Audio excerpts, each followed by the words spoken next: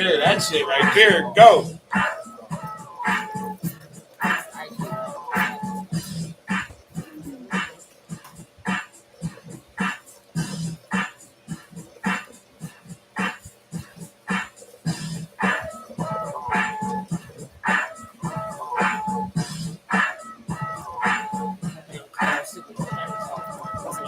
You make some.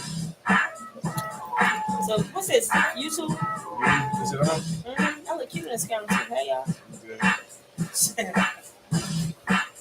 supposed to pump me up, isn't it? Like, yeah, you look cute. Oh yeah, no, I was saying you good as far as. Come on, you good. No, I was. Thanks. I was responding to something totally different. I know you did. I was asking, was you on? And I said you did. It's my name too. You always need a favor once I get up there and I don't want you back down. You know how? You know. Listen, we ain't been in the studio. When is this always in the studio? Hey, IG and Facebook. How y'all doing? You do all your mixes so we don't get so we're gonna shut down on my cameras. IG, they're so fickle. Like this.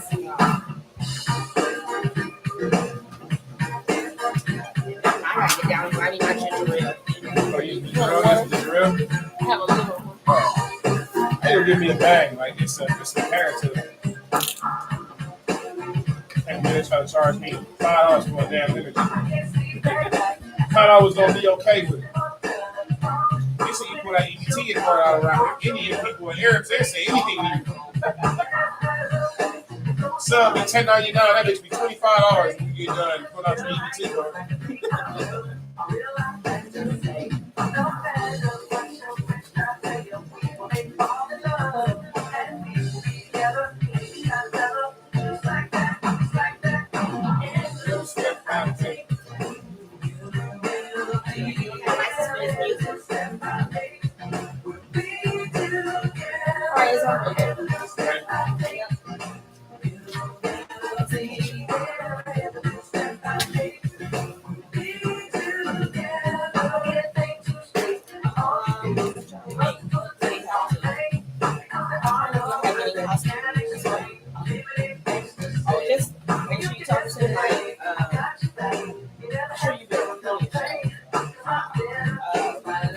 I personally don't use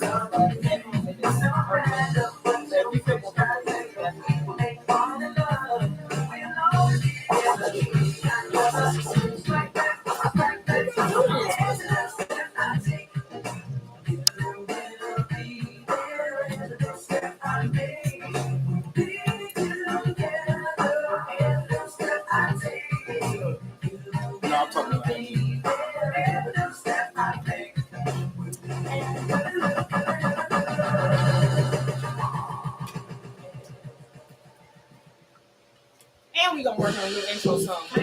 I'm very serious about this. You got to get on therapy. I ain't seen you.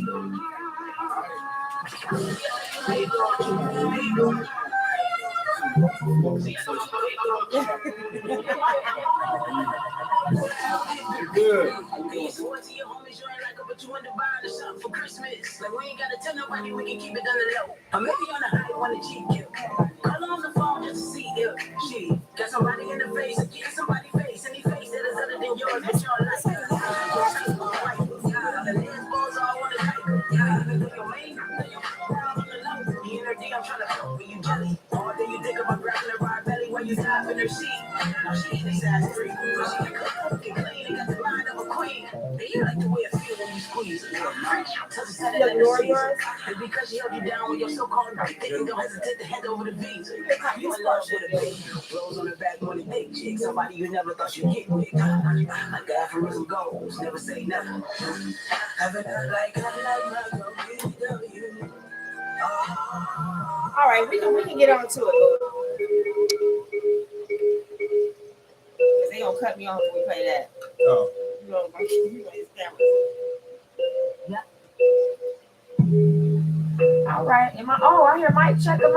What's up? Hey, happy Friday, y'all. It's my Friday. Yay. We back in the building. Welcome to the Bbw Show. Mama's back home. But I'm only home for a minute. I'm home this Friday. And I'm in the studio with a very, very special guest, guys. I stumbled across this gentleman through social media. That's the best way to like contact people and get in touch with people. Now, I love social media. I don't care what nobody says. It does everything. I mean, it's a tool that you should know how to use or want to use and not shy away from it. I don't think too many people shy away from social media like they used to. Like, except my mother, she's the only person still. I don't want a page, but that's okay. She's stuck in her ways. But yeah, I stumbled across this gentleman's page, actually, from someone else. You said you can't hear me? From someone else's page, and when I found out the work that he did, I was like immediately tuned in. I like zoned in, and then I found out he was speaking a language of something I'm really trying to work on and learn to put on this platform that I'm on now and make it excel this year. So we're gonna get all into that. But I'm gonna let him properly introduce himself. I always call his own commercial, but his name is Mr. Walter Patton. This man is a community activist. He does so much what I'm learning from the bio that he sent me, but I can't wait to dig into really who he is and what he's about and his mission and his continued mission and where he's going with it.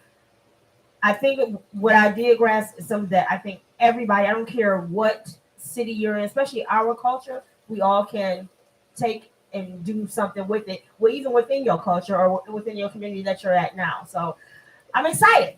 So Mr. Walter Patton is in the building with us. Yeah, come on, clap it up. That's what I'm talking about. And listen, our YouTube camera, the screen, if you probably want to tilt a little bit more this way, because we need to get Mr. Patton in the screen. They got all my glory here. Hello, glory. You see it? Thank you. That's why this is my guy. So why you in front of the camera? Say hi. They don't know we can see you. He's so aggravated. But I always pay homage to the man behind all the machinery. This is my sidekick, my homeboy, my engineer, my DJ, my producer, my brother. We got a lot of business that we are working on doing. This man is busy, y'all. What's up, baby? What's up? I can't hear you. What's up? You hear? What's up, baby? Trying to conduct use this Facebook page for you real quick. Oh, okay. I'm here. Good. So, what's been going on with you? What you do this week?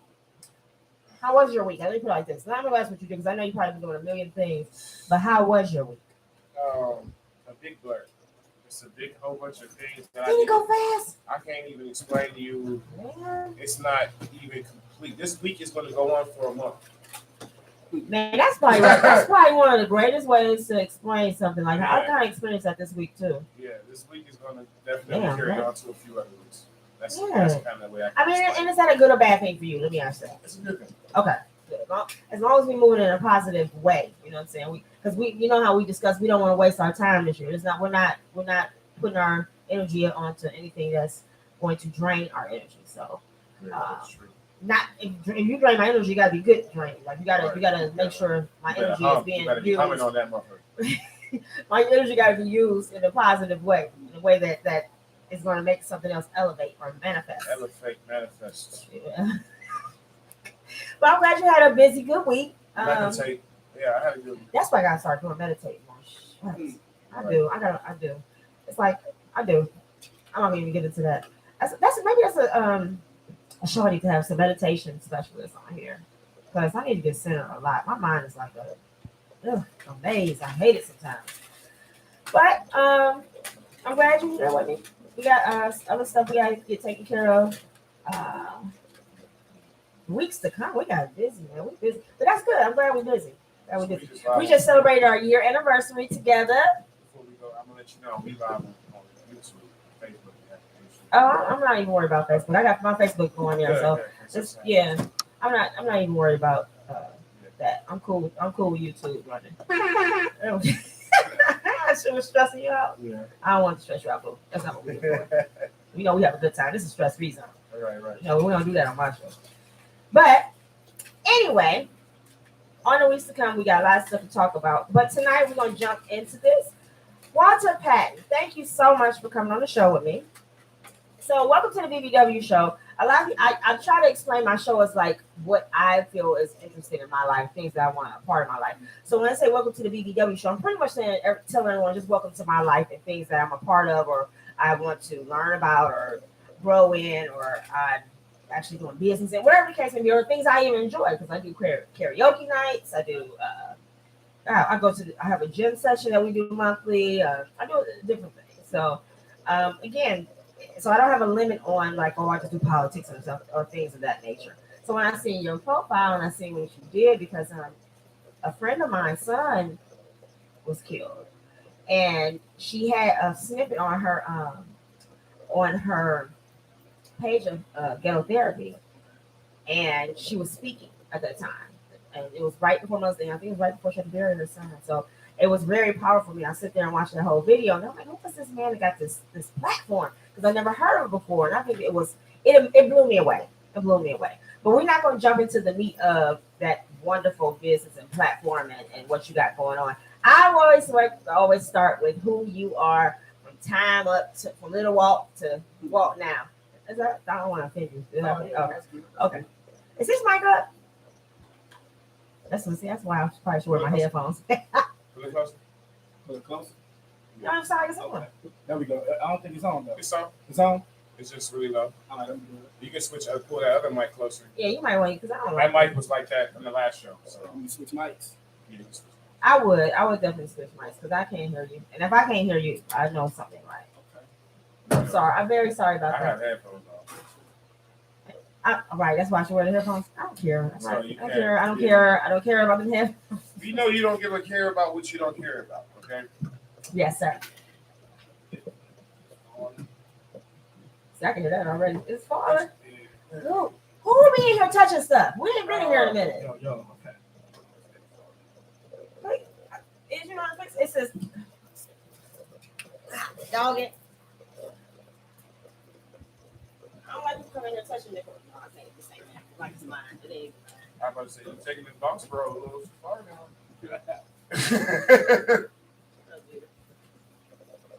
We be letting you believe you a boss. Thank you. But when you leave, we be talking again. I don't care. No. Listen, bro. We hear you styling good on that mic. All right, it's good. Yeah. Yeah, I can hear that. We got it together. Ain't nothing wrong with a little technical difficulties. Just mean we doing work. That's all we're doing. So, Mr. Walter Patton, I always like to try to find out, who's in front of me and their history, as much as history you are comfortable with giving me. I know one thing you did tell me, you were Cleveland born and raised, right? Yeah. So, what area did you grow up in? I'm from down the way. I'm from the projects, maybe 5 minutes away from here. Okay. Outway, Case Court. Alfred. Hey. Yeah. So that's what I'm from. I've been there. I'm 34 years old, and I've been in that community for 34 years. Beautiful. So, I ain't never left. I don't plan on going nowhere. Okay. That's what's up. That's what's up. So, what school, elementary, did you attend? I graduated from Alfred A. Bennett. That's right there in the projects as well. And then I went on to Central Middle School. Okay. Where I graduated from there. And then I went on to East Tech. Yeah. So I actually, I have to do a school transportation business too, and I take a few kids to East Tech every morning. Pick them up. Yep. Okay. Yep. I love them children. Oh, today prom. Shout out to East Tech prom. Do your thing. Hey, prom going on. So what was family like for you? Do you have siblings? Yeah, I got one older brother. I got 8 sisters. Ooh, bless your heart. Yeah, so it's 2 boys, 8 girls. So all my sisters is so we got the same father, but we don't have the same mother. My mother just got me and my brother, but my father got 8 girls, and they all interracial. So you know what I'm saying? Okay. I got a chance to see both sides of race. So I was born and raised in the projects, which I still live with my mom. But on summers when I was younger, I used to go over my dad's house on the west side, where he had a white girlfriend. Okay. And I had mixed sisters. So I feel different ways about race because I got the chance to see white and blacks in the same household bonded. So so I got 8 sisters and a brother. So when you were younger and having an interracial family that way, was it hard for you first to take on that type of family situation, or did you just kind of really embrace that? Yeah, I embraced it because I didn't see color. You know what I'm saying? I seen the love. I love my sisters like genuine, even though we don't see each other as much. But my little sister, her name is Tierra. That was the first girl like that I was in love with because because it was beautiful to have a sister. Heart. You know what I'm saying? So it was like she was amazing coming out. Like my father tried to name her Priceless, but her mother didn't want to name her Priceless. So yeah, like I had a real great relationship with my sisters, and no, it wasn't tough. That's good. That's good. That's beautiful. And I'm gonna say, and I'm gonna do a stretch. That's refreshing to hear from a black man. It really is. I like that. I do. Because I was actually I wasn't raised with an interracial type family, but I was raised in a way of understanding everyone's culture and being a part of people's culture. So my mom was very worldly. I got a question for you, Stacey. So what is the You got a question? Yeah, so what is the acronym BBW stand for? So come on now. I can't stand him. So this is I'll answer it for myself, but that usually is a question I ask every guest at the end of the show. What does that mean to them? But personally, what it means to me is big, beautiful woman. Normally, that's what I relate to. I don't like to always just put it, and a lot of people put it as, I used to put it as beautiful black woman, but I don't just close it into that because I think a lot of women are just beautiful. You know what I'm saying? So, but I do take on the culture of plus size women and what we represent, and so I feel like we're a movement, we're a culture now. You know, it's something that we have going on that's special. We have our own industry. These other industries now are tapping into us because. So I kind of carry that. I carry it as big beautiful woman personally myself. Okay. Yeah, no, that's good. And another thing before we get started is that I usually I've turned down like 4 shows because I'm an artist. So that's how people know me because I'm a poet and I'm a rapper and I'm a film director. So I first got my start in the city by rapping when I came home from prison in 2012. So people been reaching out to me about doing shows and rapping, and I've been turning them down. I've been turning down podcasts and radio shows because I'm not in the space at 34 years old to entertain. I'm in the space to heal. Yes. But something about you, like your consistency, you know what I'm saying? I seen your page, like the way, like your professionalism. It was like, I'm gonna do this. You know what I'm saying? Like, so oh my God. I've been turning down different shows because, like I said, I'm not in the space to entertain. I'm in the space to heal. So I felt like it was a genuine connection when you reached out and you stayed consistent. Because I was kind of like slow to respond at first. I was probably giving you slow response, but it was me just trying to get a feel for who you were. So yeah, I'm here just off the strength because I feel like it's a genuine connection. Man, that's like the highest homage actually. I think I had this year. Not just missing. I get a lot of love and I'm so grateful. I really am. But I've never had nobody put it to me like that. So I'm humbled by that, honey. That takes me that makes me want to be better. Yeah. So I appreciate it's that. It's not to shame nobody else. You know what I'm saying? It's just that sometimes, like I said, I'm in the phase of healing, and people throwing shows with rappers that's promoting gun violence and genocide. My purpose don't align with that, so I can't conform with those people. Yeah. You know what I'm saying? Like I'm just trying to heal myself and heal the surrounding people that surround me, like my hood. So yeah, that's where I'm at with it. So yeah, I appreciate you though. Oh my God, man. Sure. This scene, I'm telling you, I feel like sometimes I get these connections and collaborations. I would say sometimes I get them the ones I get, especially the ones I don't naturally just know these people. Those are like some of the biggest blessings that have fell upon me. So I'm extremely grateful. Got me some Merlot. I ain't drunk in public in a long time. We public private in here. Got me some Merlot. It's been a while though. Like I ain't drunk liquor in like 3 years. Okay, I don't blame it on me, y'all. No, this wine, so I like Merlot. I do too. I do. We said Merlot. Yes. So it's been a while. It's a fellow Merlot drinker here. Yeah. That's what's up. Okay. Yeah, because I actually do it. My show is very unscripted. It's very lax. I want people to be who they are, be your element. Whoever you are is what I want. Sure. So that's why I tend to ask people, do you sip anything? Do you drink? Like even you want like a Red Bull or something, got that. Mm-hmm. So I appreciate it. So down the way, DTW, and your hood. Oh wait, yeah, I've had memories. So I'm 44. So 44. Yeah. I'm 34. I just turned 44. Okay. So I got a little history. Okay. I mean, I'm not history like that, but I'm saying What kind of history? What was the salt thing? Don't do that. Like I'm saying. What kind of history? Nah, you got Lowry. Shut up! I got Lowry's over here. Shut up. But I remember kicking out, you know, you connect to BBW certain stand for good. big basted. BBW. Buttered woman. Season. I hate you so much. Yeah. I can't stand her. Yeah, I don't think it's hard to argue with me right now. You got a THC butter look to you right now. I cannot. Yeah, I'm not messing with you. You don't turn your microphone off. Don't play with me. Mike. But so what was it like growing up down there? It was cool. It was real family oriented. Like it was like everybody was related. You know what I'm saying? Back in the day. Like I said, I'm 34, so I've been down there my entire life. It was like everybody knew everybody. You could be outside all night. Lonnie Burton had the biggest swimming pool in the city of Cleveland outdoors. Yeah. We climbed the gate, go night swimming. But one time I was 9 years old. I'll never forget this. I was in 5th grade. I was about to be going to the 6th grade, I believe. But I think I was 9 or 10. But every summer, this was about to be summer break. And every summer, me and my friends would get out because we about to go to middle school and try out for the basketball team. Okay. So every morning at about 10 o'clock, we would go out, play basketball together. You know what I'm saying? Like we had practice, like we about to go to middle school, we got to get better. But my friends was getting the best of me. So on this one specific day, they was better than me. Like I was trying to come up, I was trying to be good as them, but I wasn't. So on this specific morning, I'm like, I'm about to get out at 9 o'clock and already be warmed up before they get there at 10, and I'm gonna get the best of them today, right?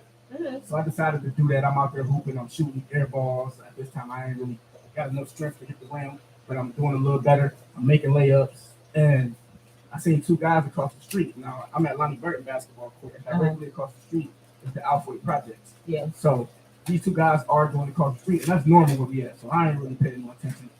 So I got my head down, dribbling, then I shot the ball, then I heard, pow. So when I looked up, he shot the man in the head, and the man was falling down. I'm 9 years old. Yeah. The man falling down, and he fell on his back, and he died right there. So the man that shot him came directly across the street towards me and looked at me and asked me, did I see anything? And I put my head down and said, no. And he kept walking, and he just walked off towards Lonnie Burton Rec. And soon as he got away from me, I took off running. Yeah. 5 minutes straight, I'm just running, probably the fastest I've ever ran.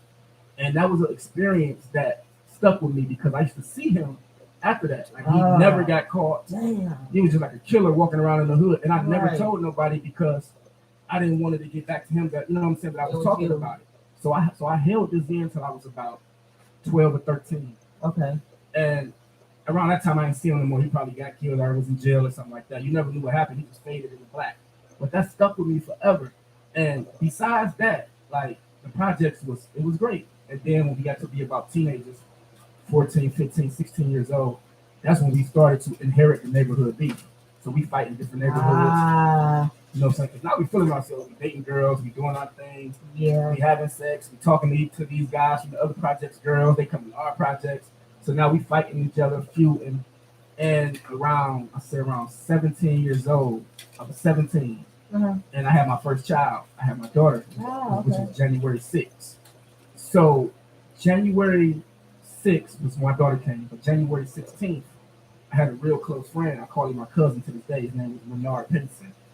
And we was very close. Like he was this athlete from Garden Valley. I'm from Case Court, but his grandmother and my grandmother were both from Case Court. And so that's how we clicked up. Yeah. But his grandmother moved to Garden Valley. So this is my best friend. We just spent New Year's together, you know what I'm saying? We was kicking in the Garden Valley. And on this specific day, he was happy my daughter was born. Leonard was pumped up, like, I'm gonna buy your daughter first pair of Jordans. Like he was excited. And I'm like, all right, you know what I'm saying, whatever. So he hit me up this night because he liked this girl from the projects. This girl was having a party at the rec center, which was on the Burton. But this girl was also dating guys from King Kennedy, which was the feud and projects of Garden Valley. So they couldn't stand each other. But Garden Valley got so much courage, but you know, they're far away for real. Like on walking they're distance. not right. So he like, you know, me and my friends gonna come down, we about to come visit my girl, I'm gonna bring her some balloons. And I'm like, that ain't safe, bro. Like, you know, like this girl is dating those guys from King Kennedy. We shouldn't be here because y'all got ways back. And King Kennedy is only like 2 minutes away. He like, no, it's cool, man. He joking, laughing, you know what I'm saying? It's all good. You know, I don't be into that. I play basketball. I'm like, all right. And this is a person that from Garden Valley that if he worked for King Kennedy, he would skip past him. Like, he ain't, you know what I'm saying? He play basketball. So I'm like, all right, at this time, it's January 16th. I have my daughter on the 6th. I'm 10 days in, I'm babysitting, I'm having a good time with my daughter. So I can't make this party that he want to go to. So I'm like, I ain't going, bro. You just be safe. So that was around like 5 p.m. And then around 9 p.m., I get a call from one of my friends, one of my peers. He like, man, your cousin just got killed. Oh my God. And so, I'm like, who? And he like, I knew who he was talking about. He like, well, no, he just got killed. And I'm like, who did it? And he told me who did it. And I was like, what? So I told my mother screaming. She just bust out screaming. Took my daughter back to her mother's house. And then we went to Metro Hospital. And when we got there, the entire Garden Valley was in the lobby. Like everybody was crying. Everybody was holding each other. And I'm just sitting there like, shouldn't have went to that party. You know what I'm saying? And that was one of the things that scarred me as well, because this was a kid who was good at basketball, who didn't fight nobody. He loved people like he was a genuine dude, right? And then he died. So he got murdered by a guy from Kennedy Projects. 3 months later in April, I'm from Case Court. We was feuding with the 30th Projects. Okay. So, we was feuding with them back and forth. People was getting stabbed and everything. I'm 17. It's the same year. Okay. They come down, they bring younger guys, because every generation fight, you got people fighting from like 9 to 12, 15 to 18, right. 18 to 30.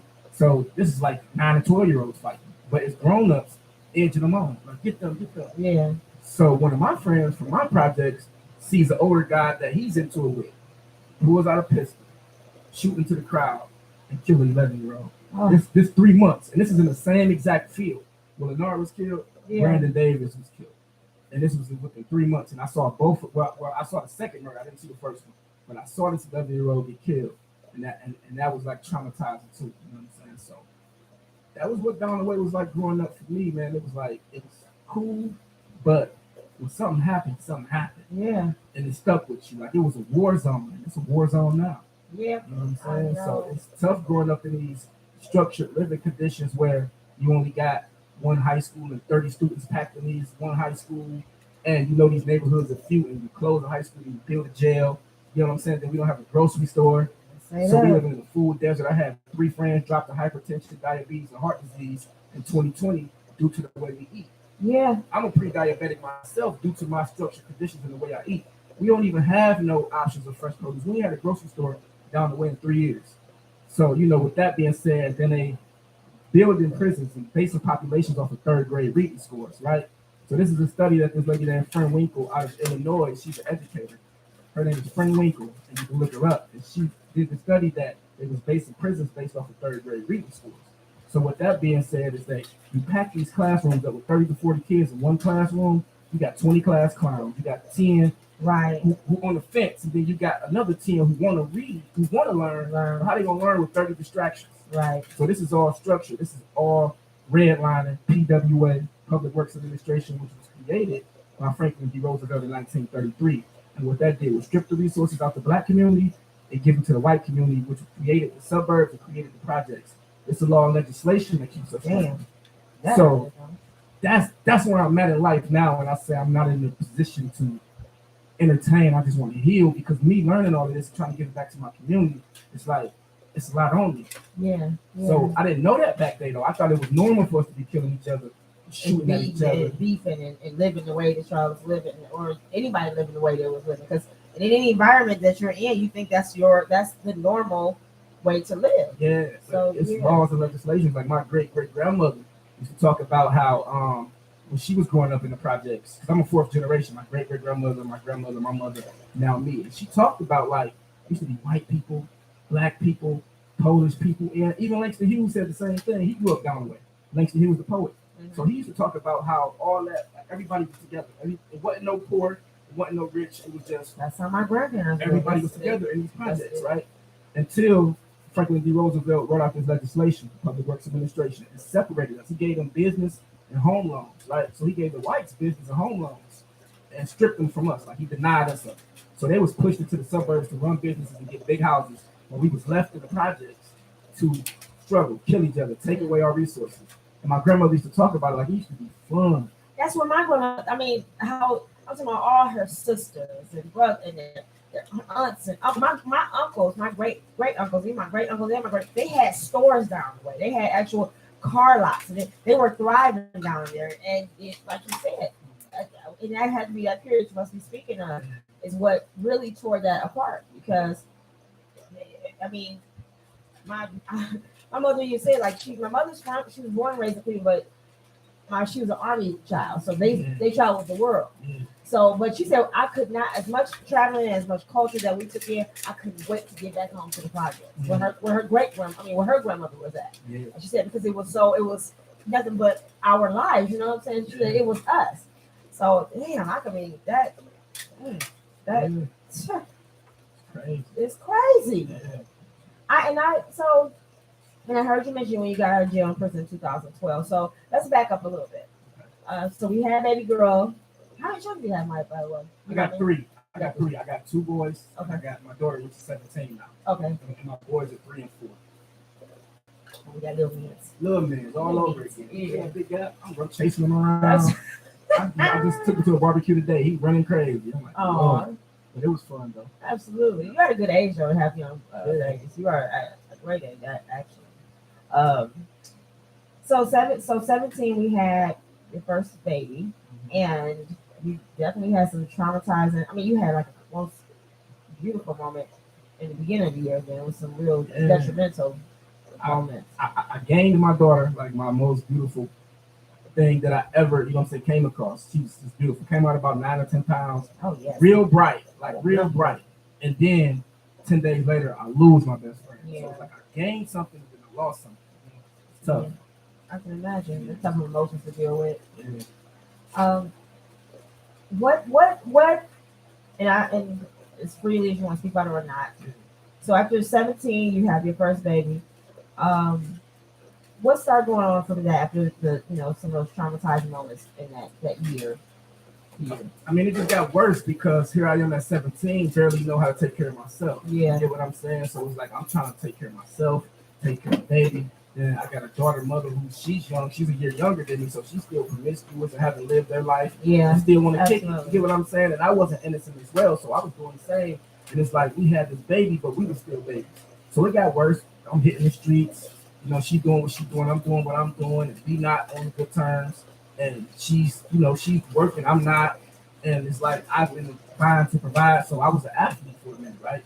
So until I had my daughter, and she started putting pressure on me. Her mom's like, "You broke. You ain't doing the spill. Deadbeat, all this and that." So I hit the streets. I started selling dope, and I ran into a guy who gave me some dope, and I was selling it. You know what I'm saying? But I wasn't good at it. I kept breaking even. I just couldn't get with selling drugs. You know what I'm saying? So I was trying though, and then my mom was into like money laundering and checks and stuff. Okay. But my mom take great care of us, so I'm like, okay, my mom gonna look out for me regardless, but I'm gonna still try to get up and get mine for my daughter. But really, to be honest, I was trying to get it to impress my daughter's mom. You get what I'm saying? Yeah.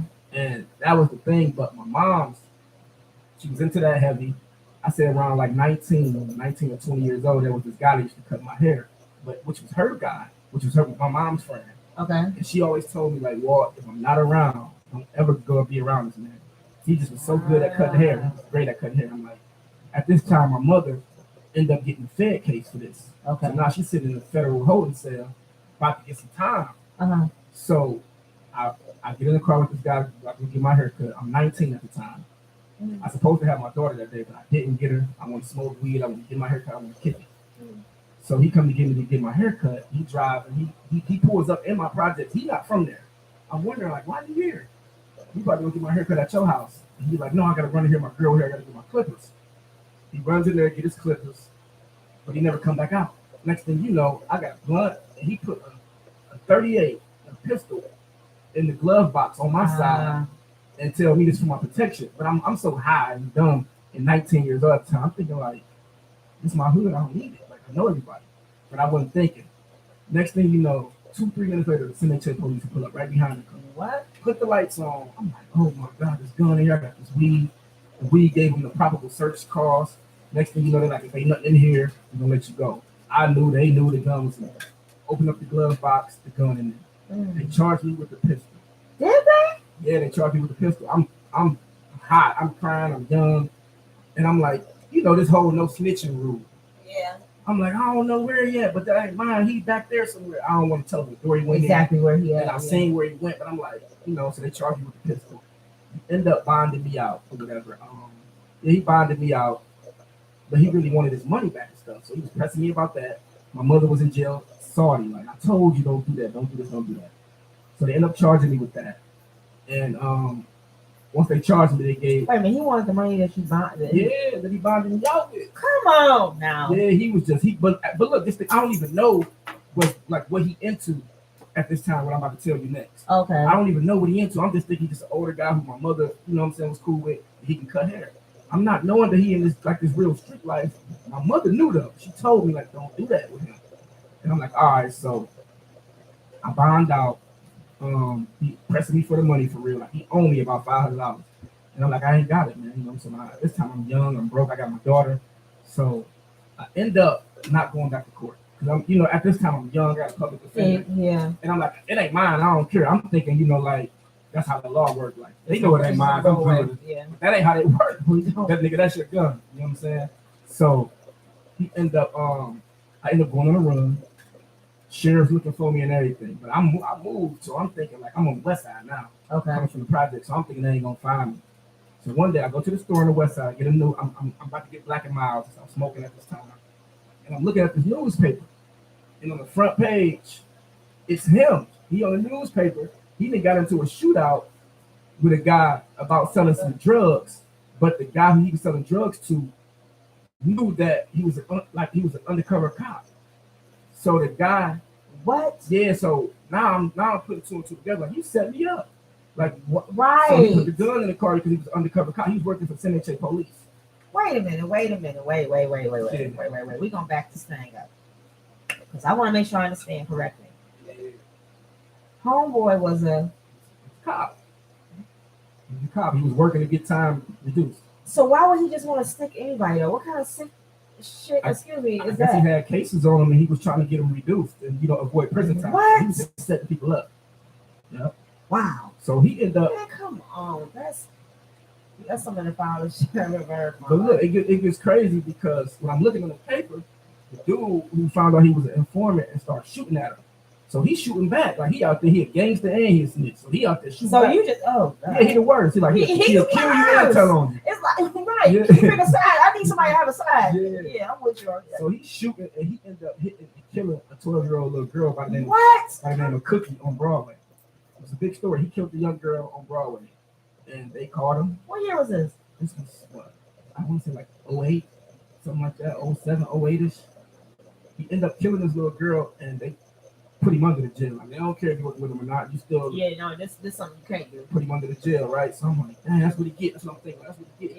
Yeah. All this time I'm thinking that I always thought that he may have set me up, but I'm like, I don't know for sure. Maybe it's just a coincidence they pulled up. But now I'm confirmed, like, oh, he did that. As soon as I went back home from getting this newspaper, this Black and Mild, the sheriff was waiting for me at my door. I kid you not. And they locked me up. I got 6 months probation for that gun. Like a year later, I was in the house. I was homeless. My mom was in prison still. She did 3 years federal time. My mother had got 3 years. That's all I really had. You know what I'm saying? So I'm back and forth from my dad's house, sleeping on my friend's couches, bringing my daughter there. You know what I'm saying? I had a real close friend. I still got it. He was real close to me, and he let me and allowed me to have my daughter over there. His name is Chad, and he always looked out for me. You know what I'm saying? So at this time, I'm homeless. You know what I'm saying? I ain't got nothing going, but I'm still trying to sell drugs. I got some weed. A lot of older guys looking out for tangible, fast money. The older guys like, "Whoa, we got you. Don't worry about it. We can give you the key to the trap." So now I'm sleeping in the trap house. There's pounds of weed in there. I got me like some little weed. I'm trying to sell. I'm making some money, but I ain't making really nothing. But one day, one of the older guys who gave me the key or whatever, they had an order of like 3 pounds coming in. So I'm all in the house. I got the key. Okay. They go home at the end of the night. They all got families. They good. They got money. They just looking out for me. Trap house. They're working there. It's like the office. I ain't got nowhere to go, so I'm sleeping in there. I'm guarding the weed. I'm closing the door. Right. Locking it. Man, it was another informant inside of the community from our hood that told that we was getting this 3 pounds. Then they running in the house. They jam us up. They charge all of us. So now I got this gun case and I got this weed case. All the older guys that was there that they bonded out. I ain't had no money. You think they bonded me up? I sat in there the longest, but I ended up getting out of a personal bond. Okay. And I'm mad at everybody. Like, y'all let me sitting here like this or whatever. So I end up getting 2 cases. I was already on probation. Yeah. So now I'm like, forget it. I'm running. I ain't never going back to jail. I still got this mentality because I'm only like 21 at the time. It was like 2 years later. I run. I go on a run. for 2 years, 3 years to be exact. But my mom come home the second year. So my mom home now. She back. She brings structure. She, rehabilitated. She glowing. She like, son, just take care of yourself. She got me a job. They ain't do background checks. I'm working, right? So now I'm about 23, 24. I'm working. I'm at the Holiday Inn in Independence. So my mom back. She bringing structure, and I'm drinking a little bit. I'm living though. Like I'm at 200 Euclid now. I'm nowhere near the projects. Okay. I ain't carrying IDs. I'm on the bus. I'm just still running from the law. I got a sheriff's warrant. So one day I'm walking to the liquor store. I'll never forget. I walk to the liquor store. I'm about to get a bottle. My cousin about to come and pick me up. We're about to kick it, go to the mall. Euclid police pulled me over while I'm walking. They like, slow down, sir. I'm like, slow down. What's going on? I'm like, what I do? I'm speed walking. I'm like, what I do? They like, you fit the description of somebody who committed a burglary. I'm like, no, that ain't me. I got an alias. I'm using my little cousin's information. I got social, everything down pat. I'm like, I'm 17, but I'm like 23. I still look a little young, but you can see like, no, you ain't 17 now. So the cop like, nah, that ain't you. That ain't you. You like, stay right here. Checking my pockets. I usually get away with this alias. I got away with this alias like 4 times. The whole time I'm on the road. This cop digging all in my pockets, and the next thing you know, he pulled out a pay stub. My pay stub from the job. And they got my whole real name. My run was up. I get right to jail in Euclid. And then I go to the county. And they bringing in. I'm in the county for like 3 days. I ain't got a cellmate, so I'm cool. I'm laid back. Next thing you know, I get a cellmate. He come in. This kid looks identical to me. Like, you know what I'm saying? He looked like me. I asked him, I'm like, what you in here for? Let me, I did a burglary in Euclid. I know you're right. Man, I'm not laughing at that, but what in the coincidence though? Like, the whole pot was like, well, what is that? Like, you know what I'm saying? Like, he reason why you were here, you should whoop him. No, but yeah. So he young though. He younger than me now. He really like 18. And he's scared. Like he in the county, he should never been in jail. Yeah, I can imagine. So I was like, I could take advantage of him because I'm from the projects. Everybody on this block from the projects, the young heartless fellas. Yeah. All the heartless fellas from the projects. I know all of them. And I'm like, I could, but something was in me, like just guide him through it. You know what I'm saying? Like, yeah, because well, at least they wasn't just like sneak profiling, like, you know what I'm saying? It's really like, it was really him. I'm like, oh, you do look like me too. I'm looking at him like, okay, I can see. Right, it's pulled you over. Right. That was just God, like it's time to lay it down. That was the beginning of. I wasn't comfortable. You know what I'm saying? Like looking over my shoulders every day for like 3 years straight. Aliases and whatnot. So that's all that, man. Like that was my journey through the project. Like just, it was real traumatic. Like it was good, young, but like the reason why I am how I am because I was like I had terrible times recently. Like in my 20s, I'm only 34, so my 20s was terrible. You know how a kid childhood be terrible, and then they get older and they good. Yeah. My childhood was good, but my middle adulthood, like in my 20s, was terrible. Like from 20 to 27 was the worst years of my life. Really? Yeah. So I went to jail. I did. Now, was that the reason why you went to jail off of those two? Off of those two. So they ran those both concurrent. Okay, right. And the judge gave me 18 months. So I went and served my time. You know, so now down there talking to some good guys. I met some good people there. And where were you at? Where did you serve your time? North Central. Okay. It's out close to Marion. I know exactly. Right. So I was in North Central. Did my 18 months. I came home. I went down like in 2010. Came home in 2012. Okay. So something like that. I think yeah. That was the time. And then I came home and like I was in jail running a poetry group. I was getting ready to ask you. So what was your what was like one of your biggest I'll say connections or your biggest pivotal points in prison that said, okay, I'm gonna take this on and this is something that I'm supposed to be a part of. It's about to or really gonna make me go to the next step in my manhood. Okay, so it's layers. I got layers. I'm gonna break them down to how much time you got. Listen. I live for this, so don't worry about it. Cause I do this, like, this is what I love when I got good interviews and I don't have to ask a million questions because you understand the assignment. I like to know the history of you. Yeah. It was the stepping stones that got you to, like I said little walk to big walk. You know what I'm saying? That's really what I was saying. But I ain't got to sit there. I really don't have to usher. Some people have to usher because they're not used to being behind the mic or not forget the mic, or just understanding where this is going. But I go. So I gave you a little walk. So now I'm giving you. Now I'm going into the phase of yeah, big you walk. got me somebody cracking another. You know what I'm saying? So It's now like I'm going into the this phase. is like history. This story time for me. I love it. Go ahead. I'm not. This is what I love. So I get to North Central. So I've never been to juvenile jail. I've never been to prison. Like I said, I had a great childhood. My mother did the best. Like Jordans, all this. Like she was into that. She made sure her kids was up on everything. Right. Right. I love her for that to this day. She still does it. You know what I'm saying? Even though I'm 34. So I'm in jail. I never did no prison time. You know what I'm saying? I'm like, dang, man, I'm kind of scared for real. Yeah, absolutely. You know I'm like 4 hours away from my house. I'm close to Columbus. I ain't getting no visits for real. I told my mother, like, I'll be home in 18 months, don't come see me. You know what I'm saying? I don't want you to see me like this. Every time I see my daughter in Lorraine, I would cry. Yeah. You know what I'm saying? So, you go to Lorraine. How much you in Lorraine? It's the 45 days that you had to do. I did the 45. And they got you out of Yeah, I got my parents' institution. So I'm down in jail, man. And I applied for this program. I forget what it was called, but it was a program that gets you out in 90 days. So instead of doing the 18 months, I could do 90 days. I jumped on that. It was something like a judicial release. I forget the name of the I forget the name of the program. Okay.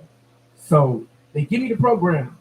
So they put me on the honor dorm when I get to my parent institution. The first day I get to my parent institution, one of the new guys came in here with a mat. Now this on the dorm next door to me. This dorm I was supposed to be in. Okay. But since I got the honor dorm, they're like, no, we're gonna put you here. The first day you see somebody getting life like it. Because one of the new guys who got off the bus with me had a new mat. Went in there, one of the guys who had an old mat, wanted his mat, he didn't give it to him. Knocked him out, threw a locker box on his head. What? They killed him, right? They killed him? Yeah, they life flighted him out. They killed him. My first day in jail, I'm like, oh my God, there's no way I want to be here. You know what I'm saying? I instantly had a panic attack. My heart hurt, I'm scared. I don't know what to do. My first day. That was the dorm I was supposed to be in. It was like Harton, BC. I was like in Harton. Oh, because they wanted his man. Yeah. Harton CD, I was in Harton AB. And anybody that been in North Central know those. The honor dorm was AB, and the most terrible dorm was CD. I think my ex was in CD. I mean, that's why I know what that's facility. He wasn't there long, but I think that's what. He was in Eastern. He was like, but go ahead, I'm sorry. That has nothing to do with that. So I'm pumped up, like, okay, I got 90 days. That's it. I'm getting out of here. I can't, you know what I'm saying? Mind you, my original sentence was 18 months. Right. But they're like, you got 90 days now, you got the program. But for some reason, my name not on the program list. But I'm in the bed. But you went in the section of the prison where you but when the guard wake up, because it's like a boot camp. So we wake up every morning, we run and we jog, and this is the order to get out early. And he like, Walter, I don't see your name on this list, but you in the program, don't worry about it. I get a letter like a month later from my judge, like he is not in that program. He got to do all his time. I'm waking up every morning, 5 o'clock in the morning, doing boot camp. So I got to do this extra 15 months now. I'm like, man, this is crazy, right? So all this stuff going, people getting hit in the head with locker boxes. But my dorm was actually a good dorm. You know what I'm saying? I end up, after that, I got a bunkie. His name was Walter. It's like mine. He had been down for 18 years already. He had bodies. He was from Detroit. He had bodies all over Ohio.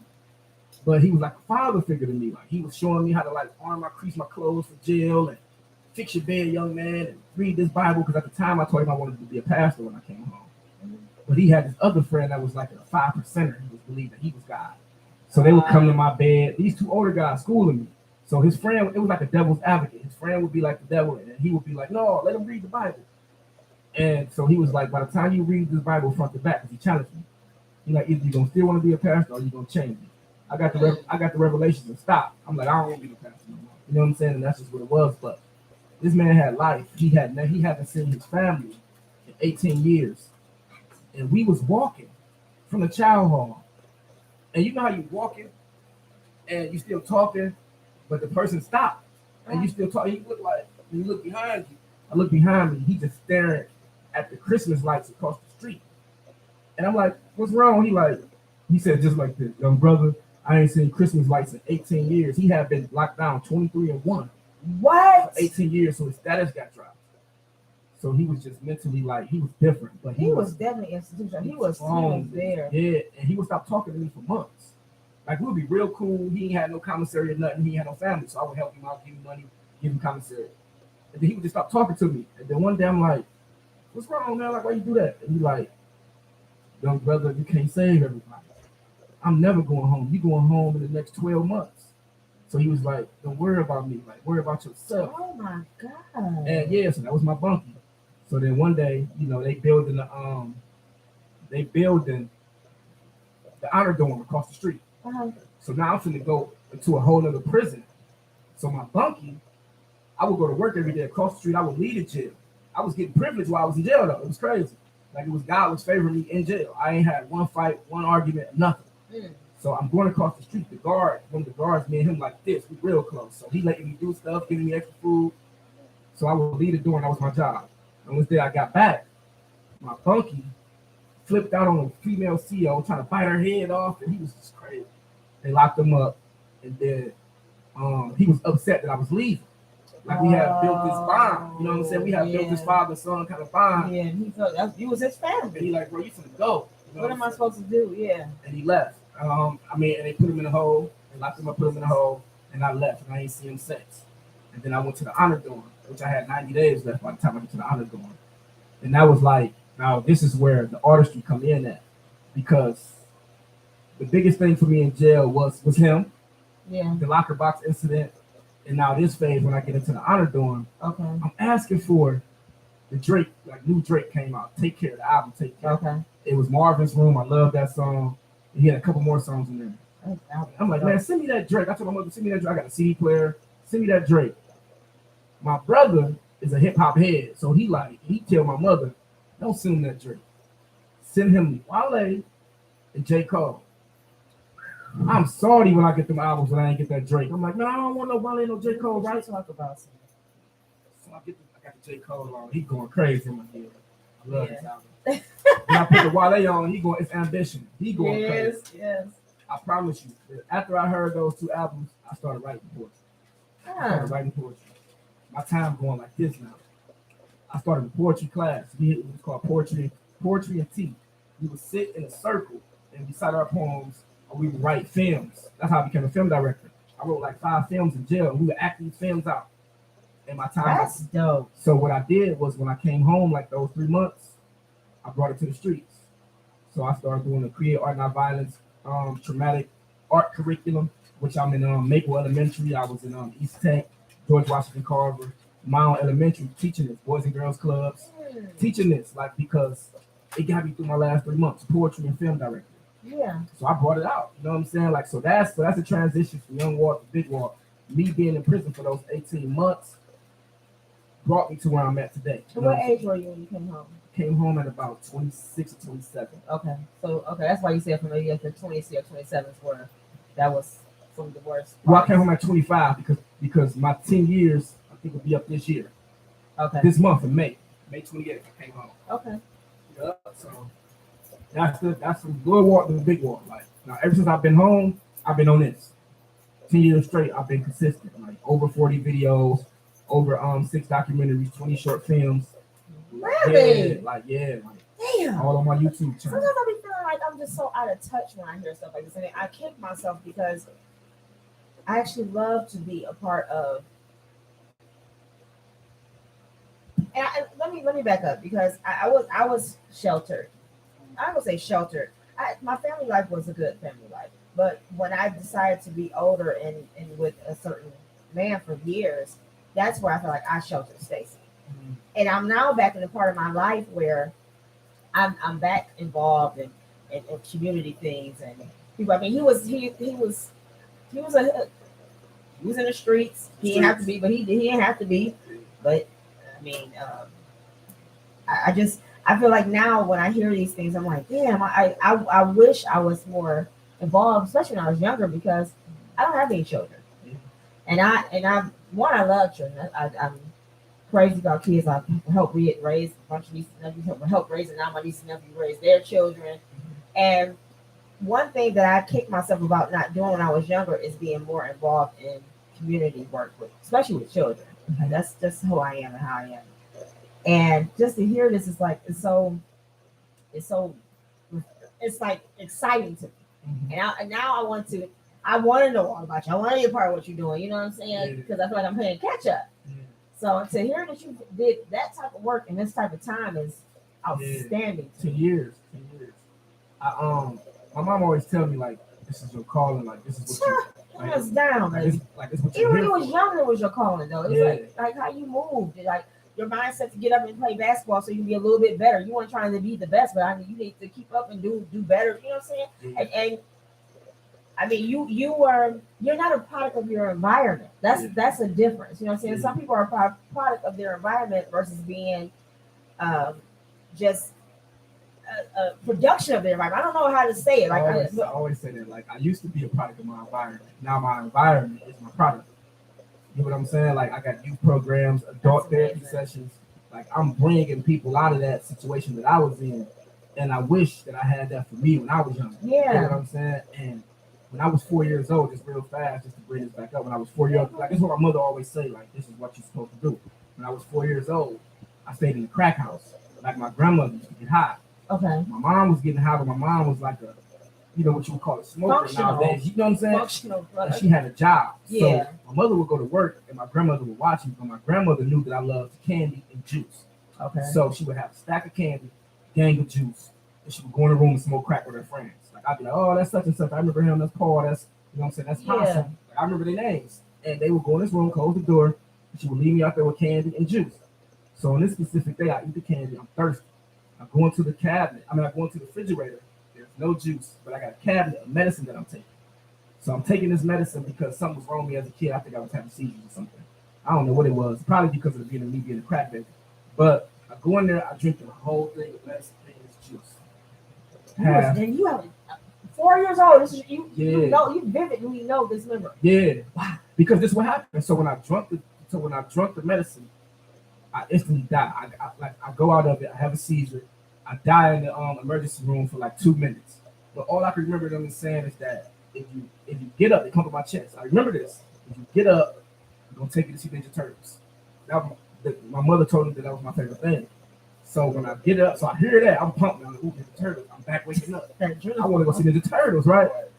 As soon as I open my eyes, it's like a big poster, Donatello, Master Splinter, and all the other Ninja Turtles. And I wake up and try to get the poster. And that's what my mom said, like, this is what you're supposed to do. You know what I'm saying? Because I was raised inside of a crack house. And my grandmother then was getting high and paid me no attention. I drunk that medicine. So that's what my mom would always say, like, this is what you meant to do. So that was my life, you know what I'm saying? But now I'm here doing this. Yeah. Yeah, please. Yeah. It's so powerful to me. People, you just never know people's story, or I call it, I say history, but it's his story. Like that is, and people, and I'm grateful for someone like you being in a position that you are, because again, you are meant to do the work that you're doing and that you're putting in. I'm grateful for it. I'm grateful to have met you and to now learn and play catch up on some of the things you're doing. And I definitely want to talk to you about some things that I want to do, but so you came home from prison. What was the transition like coming home? It was somewhat difficult because all my friends were still in the life. But all my friends was getting money now, because when I left, we were selling weed and crack. But now the heroin came up. Yeah. So I was seeing like a couple of hundreds, not even the thousands for real. I come home, my friends got 10, 20, 30,000. And they like, Walt, you ready? And I knew the commitment that I made to my guys in the joint. We doing poetry classes. And I'm like, man, I ain't about to do it. I'm about to come home and be on this. But I'm so caught up in between the commitment I made to them and myself. And I still got a daughter. I need to provide. And ain't nobody going to do it for me unless I do it myself. So I'm caught up in the middle of that. But I'm rapping too. Okay. So I'm making music. So now I'm getting the buzz. So I'm like, y'all can just invest that money into my rap career versus giving me some drugs. Come on, business. So you know what I'm saying? So I started my LLC, Free Thinkers Since 87 LLC. I started that up. So now I got all my guys like on some positive stuff. Free Thinkers is just like a freedom of religion. Like we ain't got no religion, but we doing a positive work. So now I'm transitioning guys from selling heroin to doing some positive work. So I shoot my first video, a letter to George Zimmerman. I get like 100,000 views, and this is where I'm just dissing George Zimmerman for killing Trayvon Martin. Right. It's over 100 people outside of the projects. We ain't got no barbecue, no alcohol, no weed. We out there for a positive cause, right? So I'm transitioning my guys to do something positive from the streets. But with that comes jealousy because after that, after I get them 100,000 views and everybody asking who was what, where he at, like my guys who was in the streets who was funding me, helping me, stopped because they wanted the attention that I was getting. And I'm like, man, screw the attention. Like this is a movie. Like, let's get rich. Let's get rich. This is a cause and a purpose, but let's get rich the legit way. So all them guys, man, it started dropping from 100 deep, 30 deep, 10 deep to just 2. To the guy who I was telling you about was one of my friends, who is my closest friend, who was letting me sleep in his house when I was homeless. Chad, just me and him. You know what I'm saying? And so the transition was difficult because my guys couldn't understand me getting all this attention for doing something positive. They're like, hey, you from where we from? How you doing this? You can't do this. Like, get back into the streets. So the transition was difficult because even though I was enjoying some local success, it wasn't that enjoyable because I ain't have my friends with me. You know what I'm saying? Like they all backed out on me. But then that was God's plan because a lot of those same friends, they had got caught up out in Liverpool, close to Virginia, in the operation called the Big Oak or something like that. But they was all still selling heroin. Now they all doing 10, 15 years in the feds, and I'm here. And now they calling me like he was right. Yeah. And I'm sending money to the jails, accepting phone calls, and still telling them to keep their heads up. And when you come home, if God give me the time and give me the breath to still be here, you'll be in a better position like I was trying to put you in the first place. But y'all was so caught up on attention. Who getting the most attention, you didn't see the vision. So now they see the vision from behind the cell.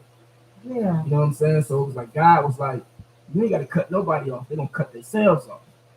I received death threats from friends. What? You talking about me and your songs and, and I'm like, wow, like, never thought that, somebody just trying to be successful.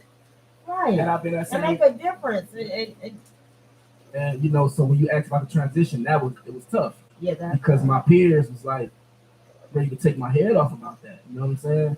And that's the thing. Like I lost friends getting killed and everything. Like when I came home from prison, you know what I'm saying? People threatening me, and I'm like, I don't know if I'm next because my other friends getting murdered mysteriously, and I had to watch myself. So the transition was tough. But now it's like at 34, they looking at me like he was right. You know what I'm saying? Like they thought I was wrong at the time because they was getting money flashy and all this. But now as we get older, health issues kicking in, money getting low, the attention that you was getting back then ain't as popular as you're getting now. And now you're looking at me. I'm on the news every week about doing great community work, right? Starting grocery delivery services. You get what I'm saying? Help putting together youth centers. I'm doing all of this, and we ain't got no grocery store. I'm putting together grocery delivery things, delivering groceries to over 500 residents. I'm doing things like this now. You know what I'm saying? So they're looking at me like, wow. I helped get our councilman elected because I was the executive precinct leader. I worked under him. Please tell me. And he'll tell you to this day, his name is Richard Starr, the councilman for Ward 5. And he'll tell you to this day, like, what the reason why I ran for council. But it was all because I knew what we needed. So now my friends seeing me being on the news, ESPN, undefeated articles, and they looking at me like, what was right? You know what I'm saying? And it still hurt for a lot of them to tell me that I'm right, but I can tell by the reaction I get when they see me. Like, the projects is crazy, so people get killed, people get touched. I don't get touched. You know what I'm saying? Like, I can still, how they say everybody die in their own hood. Like, I don't dress fly, I don't dress fancy. I received a lot of funding and a lot of money, but I still look like my environment. I don't try to outshine anybody with a jewelry. Right. And they love me. You know what I'm saying? So I could tell just by that I'm protected. You know what I'm saying? So I can tell that they respect what I'm doing now. They're like, okay, Walt, you was right. You know Absolutely. I've been on like so many news stations and bus billboards and just everything. Like. So it's just I'm so highly impressed right now. Yeah, but like you say, that's what I mean. And just to go back to the more of the conversation of the topic was my transition. It's tough, you know what I'm saying? So now they starting to respect it, but it's just that whole thing. Like, nigga, you grew up with us. Like, how you get there? You know what I'm saying? So yeah, that transition was tough. What was your once you you kind of overcame that? What was your first, or who introduced you to your first? I don't know if I'm going to use the right terminology, so you kind of got to guide me through this one. What was your first community outreach or your first program that you knew that you had to get tied to? Did somebody introduce you to it, or did you develop it yourself, or was you a part of something where it burst into something else? That's crazy. That's a great question. Because I love answering this question because I was, like I said, I was a rapper. I was just a rapper. Right. I was, trying to impress my friends, talking about certain things. But I was still always community based. Like even after I rap, I would go to the hood and play with the kids, play basketball, help them with their homework. So I was one day I was reading a book to some kids. Okay. I had purchased a book from a black lady. You know what I'm saying? She was on my Instagram, like, buy my book. It's about young black girls. Like, I'm gonna support you. I bought the book, and something just told me, like, record this. Well, I got like, I'll tag in the video too when I get out of here. I got like 5 young ladies under me. Now the name of this book was like Black Queen, and I got 5 young ladies under me. They love me, so I'm holding them and I'm reading. Oh. So the video go viral, and it's this lady. She sees the video. My whole heart. This lady named Erica Chambers. Shout out to Erica Chambers. She, you know what I'm saying, she get in touch with me about that. She see the video. She met me through another guy as well. She like, who was that guy? And the guy that she asked about me knew me. So he linked us up, and she trying to, now she connected to community work. Like she know about funding, nonprofit, LLC, 501c3. I don't know nothing about this at the time. I'm just doing the work. Yeah. Not knowing the work that I'm doing is worth millions of dollars, right? So I'm just doing the work. So she like, well, I'm gonna connect you with some people over here that's getting funded, and maybe you can get some money behind what you're doing. So she tried to connect me to a lady that was doing the garden. I'm like, that ain't gonna work. Like, yeah, the projects, we ain't even thinking about gardening. Even though that's the plan now. Grow our own food, grow our vegetables, and eat healthy. But I wasn't seeing that then. That wasn't like, I ain't doing the garden. So then she like, all right, that wasn't a fit. So then she introduced me to somebody else, like out of Morris Black, that was doing something more like kind of urban. It was doing some kind of hip hop, but I'm like, I'm not from Morris Black. I'm not about to go serve another community without serving mine first. She's like, all right, well. So I'm kind of giving her a little, I'm giving her some difficulties, right? Then she come back like, you know what? I got it. It's this lady. Her name is Kim Foreman, and she has funding to do a youth hip hop program in your community. So I'm like, all right, I'll give her my number. They call me, we talk. Now, at this time, when you're thinking of organizations, she a nonprofit. I'm thinking of white people like trying to capitalize off poverty. That's all I'm thinking about. So she pull up, she come to the project. I stay on Carver Park on Elmer, right behind from me. Toughest space. Like somebody just got killed in my backyard 3 days ago. Right? So they pull up, I come outside, I meet them. It's her and her daughter. Now her daughter is this black young girl with dreadlocks, look like she can rap, she's got the hip hop feel. But Kim Foreman is like in a long trench coat, expensive purse, like it's a businesswoman. So she sit in the living room and she talked to my mother. They in the projects, they ain't scared of nothing. I'm like, okay, black people. She like, well, this is what we got. We got such amount of funding. We can give you this. We got the money. All we need is a space and we need some kids. They ain't have a space or no kids. So I make the call to my guy who's the councilman now. He was the director at the Boys and Girls Club at this time. Okay. He gave me the space at the Boys and Girls Club. All the kids in there. I bring my kids over from Case Court to King Kennedy. And now they all together. So now we got this curriculum. We got this funding. And Kim Foreman, to say this, Kim Foreman was the first person to introduce me to funding. I think I got like $1,500. And I'm like, $1,500? Like, I ain't got to sell drugs to get $1,500? Right. So she break it off. You know what I'm saying? And then from that, me and her daughter Samantha, we called it Baby Lit. It was a youth program, a hip hop program. It was a curriculum that she made, her daughter Samantha made, but I had the space and the kids, so it just went together. Right. She had the curriculum, I had the people, and I had the space. It went together. So from there, Kim Foreman still sitting in the back. She the one that's controlling the funding. She let me and her daughter go to work. But Kim Foreman watching the whole time and was like, well, I got $250,000 funded from Kresge. Now let's make this a bigger youth program, and we end up doing something called the One Garden Valley Initiative. So we was teaching garden. Are you familiar with Ridar Farms? No. So it's a black-owned farm right there, like right before you hit the bridge leaving Garden Valley, before you get to the police station.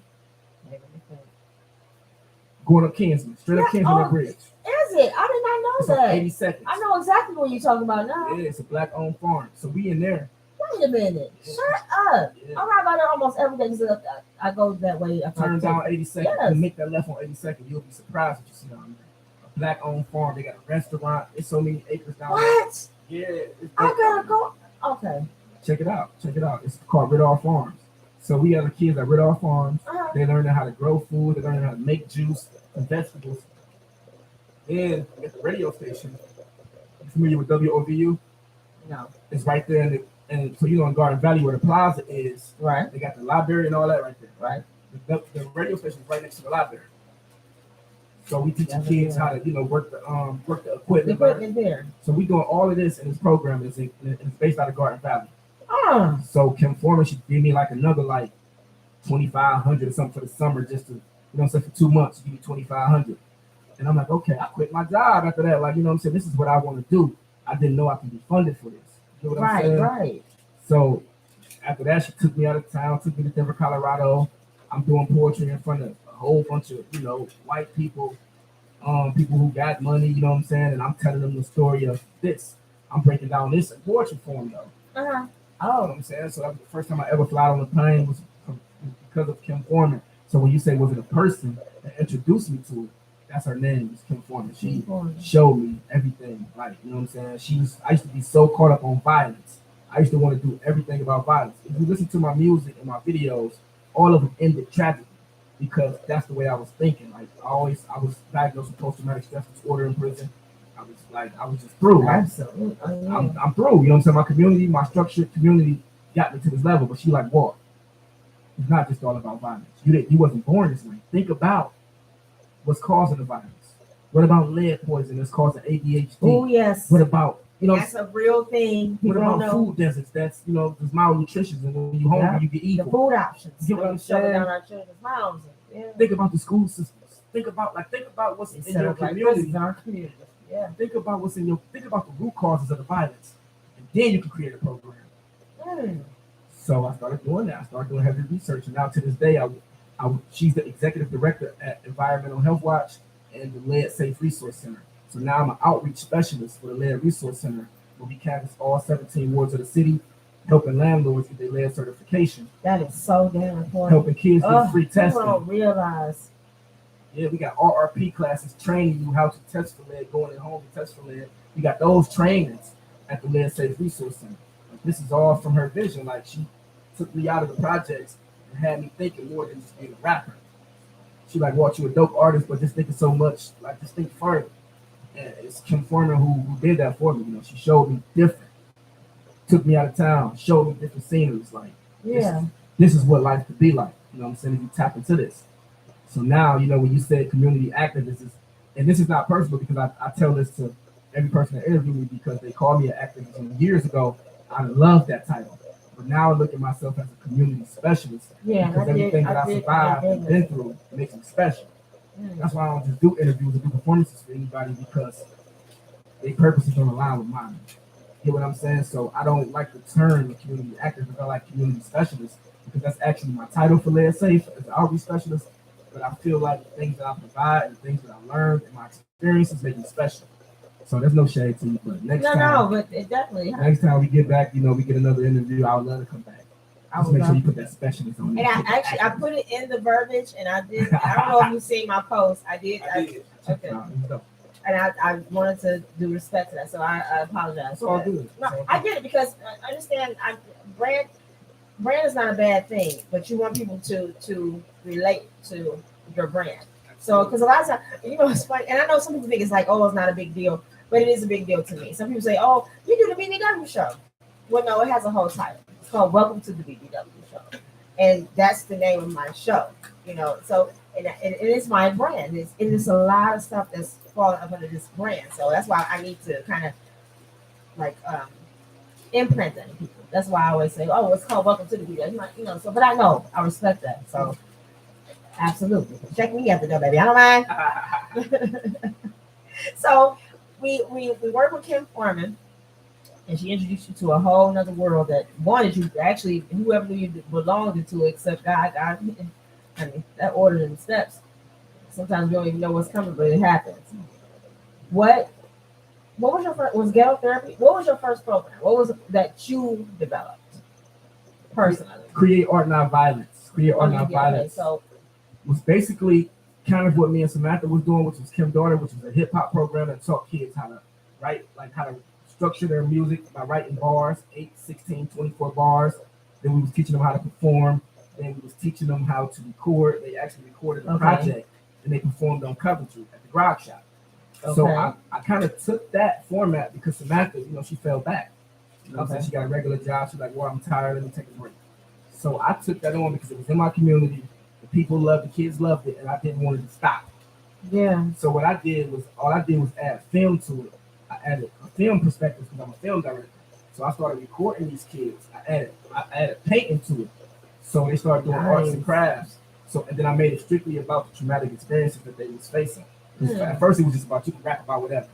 But now it's like, no, I want you to rap about what you see day to day. I want you to share it with the world. Even if you don't put your face on it, share it with the world, and then you will see that everybody's going through the same thing. So don't ever feel like the problems that you're going through is the thing By that you're going through by yourself. yourself. So that was strictly based on the traumatic experiences and the things that we were seeing in our community because we lost 14 people in 2020 just in the projects alone. 3 was under the age of 16. If you ride through there now, it's like 12 memorials, teddy bears, balloons, Yeah. bottles Yeah. at the end of each street. So I'm like, man, these kids, and I'm seeing this because these my next door neighbors. They knocking on my door, like, "Won't you coming out?"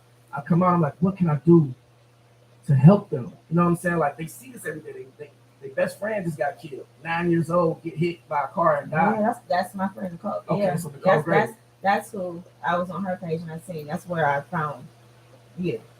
And they stay right in my backyard. Yeah. So it's like, what can I do for those kids that's going through that? You know what I'm saying? And even with that story, he just so numb, his twin brother.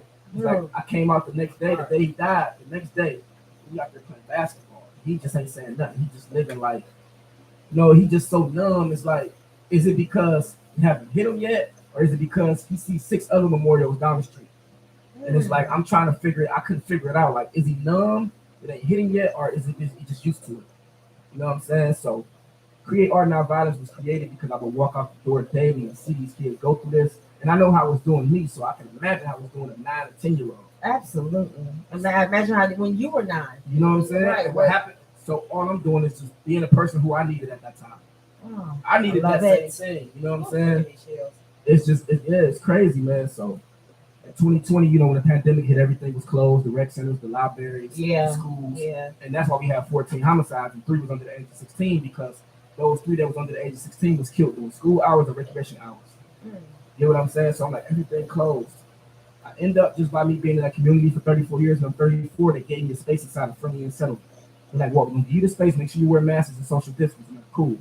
I get like over 65 kids in the projects. For those 2 hours, we kicking it. We shooting videos, we rapping, we doing poetry, we painting, we having arts and crafts. I'm bringing in athletes, talk to them about what they past. And that's how Create Art Not Violence got started, for real. Like it started in 2018 with some math, but it wasn't called Create Art Not Violence, and it didn't have the trauma curriculum added to it. Right. So I really started Create Art Not Violence in 2020, just seeing 14 bodies drop in my front yard. And it was like, man, like we don't get the attention that they get in Afghanistan or Chicago. Like we going through it too. Get help. You know what I'm saying? Yeah, for real, for facts. So I just said this the other day. So no organizations outside. They was just sending funding my way. I think that year I made over $70,000 just because wasn't nobody coming outside, and I was the only one willing to come. I caught COVID and everything. I was down for 2 weeks. I bounced right back. Like I'm back out here. It wasn't even about the money. It was just strictly about the purpose. And when you serve a purpose, God gonna make sure you reap the benefits. Bless. You get what I'm saying? Yeah. So that's how Create Art Not Violence was started, because these organizations that get funding for Black communities profiting off of poverty, they were scared. They was tucking their tails, and I was out there. You know what I'm saying? So that's how I got paid that amount. But that's how Create Art Not Violence started, because these organizations were scared to come out. These organizations are disconnected from the hood, were getting funded to run the hood, telling us what we need, and you don't live here. They were scared. So I was doing the work. Me and some other people was doing the work. It wasn't just me. I had a team around me. You know what I'm saying? Yeah. And we all came together. So that's how Create Art Not Violence started. Just seeing the bodies drop firsthand. Okay. Yeah. So that was the first one I started. Ghetto therapy came second. So ghetto therapy, how did that develop? I absolutely, when I found out that, I'm like, why are people scared? I'm a big person, and I had to learn how to get to this. And I don't think that everybody thinks the way I think. It's just something I developed personally. To me, some people take words and they are fearful of them, or they take it and they make words so bad. But we put the level of what words can be bad. So when I heard ghetto therapy, of course, ghetto is always considered a negative term. But when I hear ghetto is part of my community. It's you guys might label it as negative, and yeah, I mean, you might tie it to some rougher times or some rougher living standards. But when I heard ghetto therapy, I'm thinking to myself, like, who in the world can't relate to that. That has been a part of a culture of my culture. I didn't grow up with even per se the ghetto. It might be considered the ghetto now, but you know what I'm saying. But just to know that, and I heard ghetto therapy, I'm like, this is genius. I heard the name and I was just hooked. I'm like, damn. But then I started digging. I watched Nicole's speech from beginning to end, and I was already tearful because of her baby. But to know that she had a place to feel safe and have an outlet to do that, and then I seen the one sister with the glasses talking. I'm like, this is genius. One, I thought it was genius, but I said it's so needed in any community to be able to go to a safe space and say you can get for real help. You can actually be as open as you need to, or be as closed as you need to, or just be in an environment of a room of people that care and don't even know you.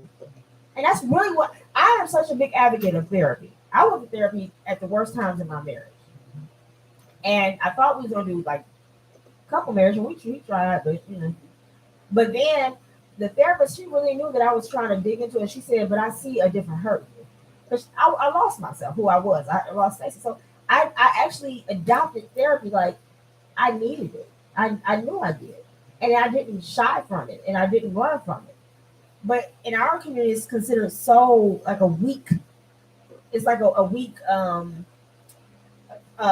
thing for us to do or be a part of, when it's really one of probably the most important things that we need, and an outlet that we need to succeed or be successful, or teach our people behind us how to not make the same mistakes, or to recognize some of the trauma that they might go to or see or be a part of.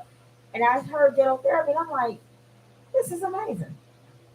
And I was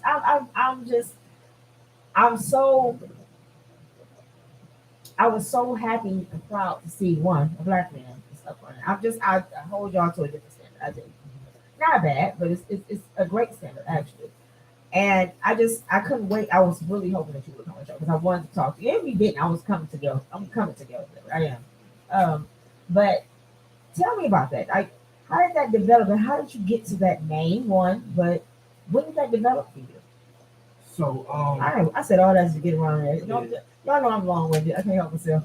So you know, Nicole, man, we did a lot. You know what I'm saying? Like me personally, I've done a lot, and not to even mention it, like I've done a lot for Nicole since that happened, and I've connected her to a licensed therapist named Billy Gilliam that day. You know what I'm saying? So I have a soft spot in my heart for young men that's growing up in the projects or any red line community who don't have the heart to tell their peers no. Like I'm the peer pressure me to do no BS. So I have a heart for young men. You know what I'm saying? And a lot of people don't know the backstory that there's a young kid that stayed directly across from him, and they was having a water fight that day. And the young kid that stayed across from him was throwing water at Jameer, and Jameer was trying to dodge the water and ran into the street and got hit. So this young kid that threw the water is going through it. He can't sleep. He needs therapy. That was just the backstory of that, like what you saw with Nicole. Like it's still a lot, you know. But ghetto therapy. It was started in 2018. I started it around the same time I was telling you about the One Garden Valley initiative with Ridolph Farm and all that. Yeah. It got started then. I was doing it at the radio station I was telling you about, WOVU. It started off as just as a youth platform, where I was bringing in youth artists to perform poetry, and then I was doing theme topics, like topics on like teenage pregnancy.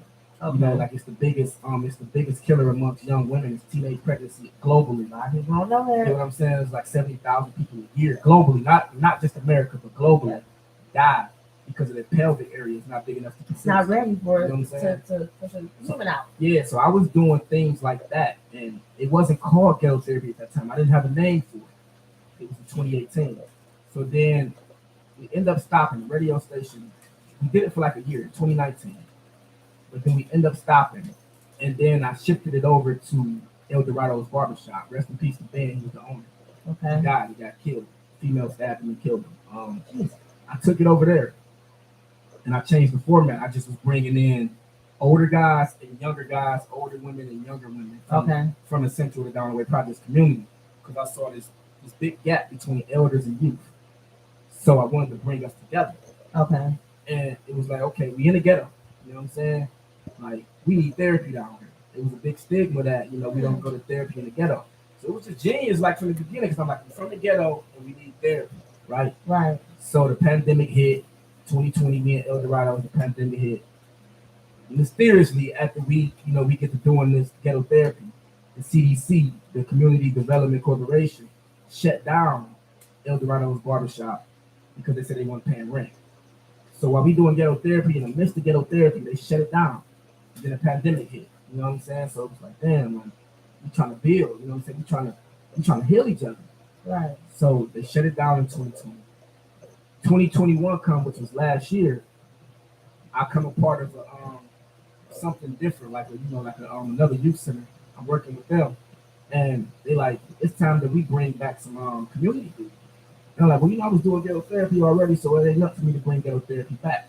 Now at this time, my partner, which now I started it by myself, I was doing it by myself, doing interviews, but I have a partner now, a co-host, which his name is Cassandra Gordon. Okay. And she's from the project.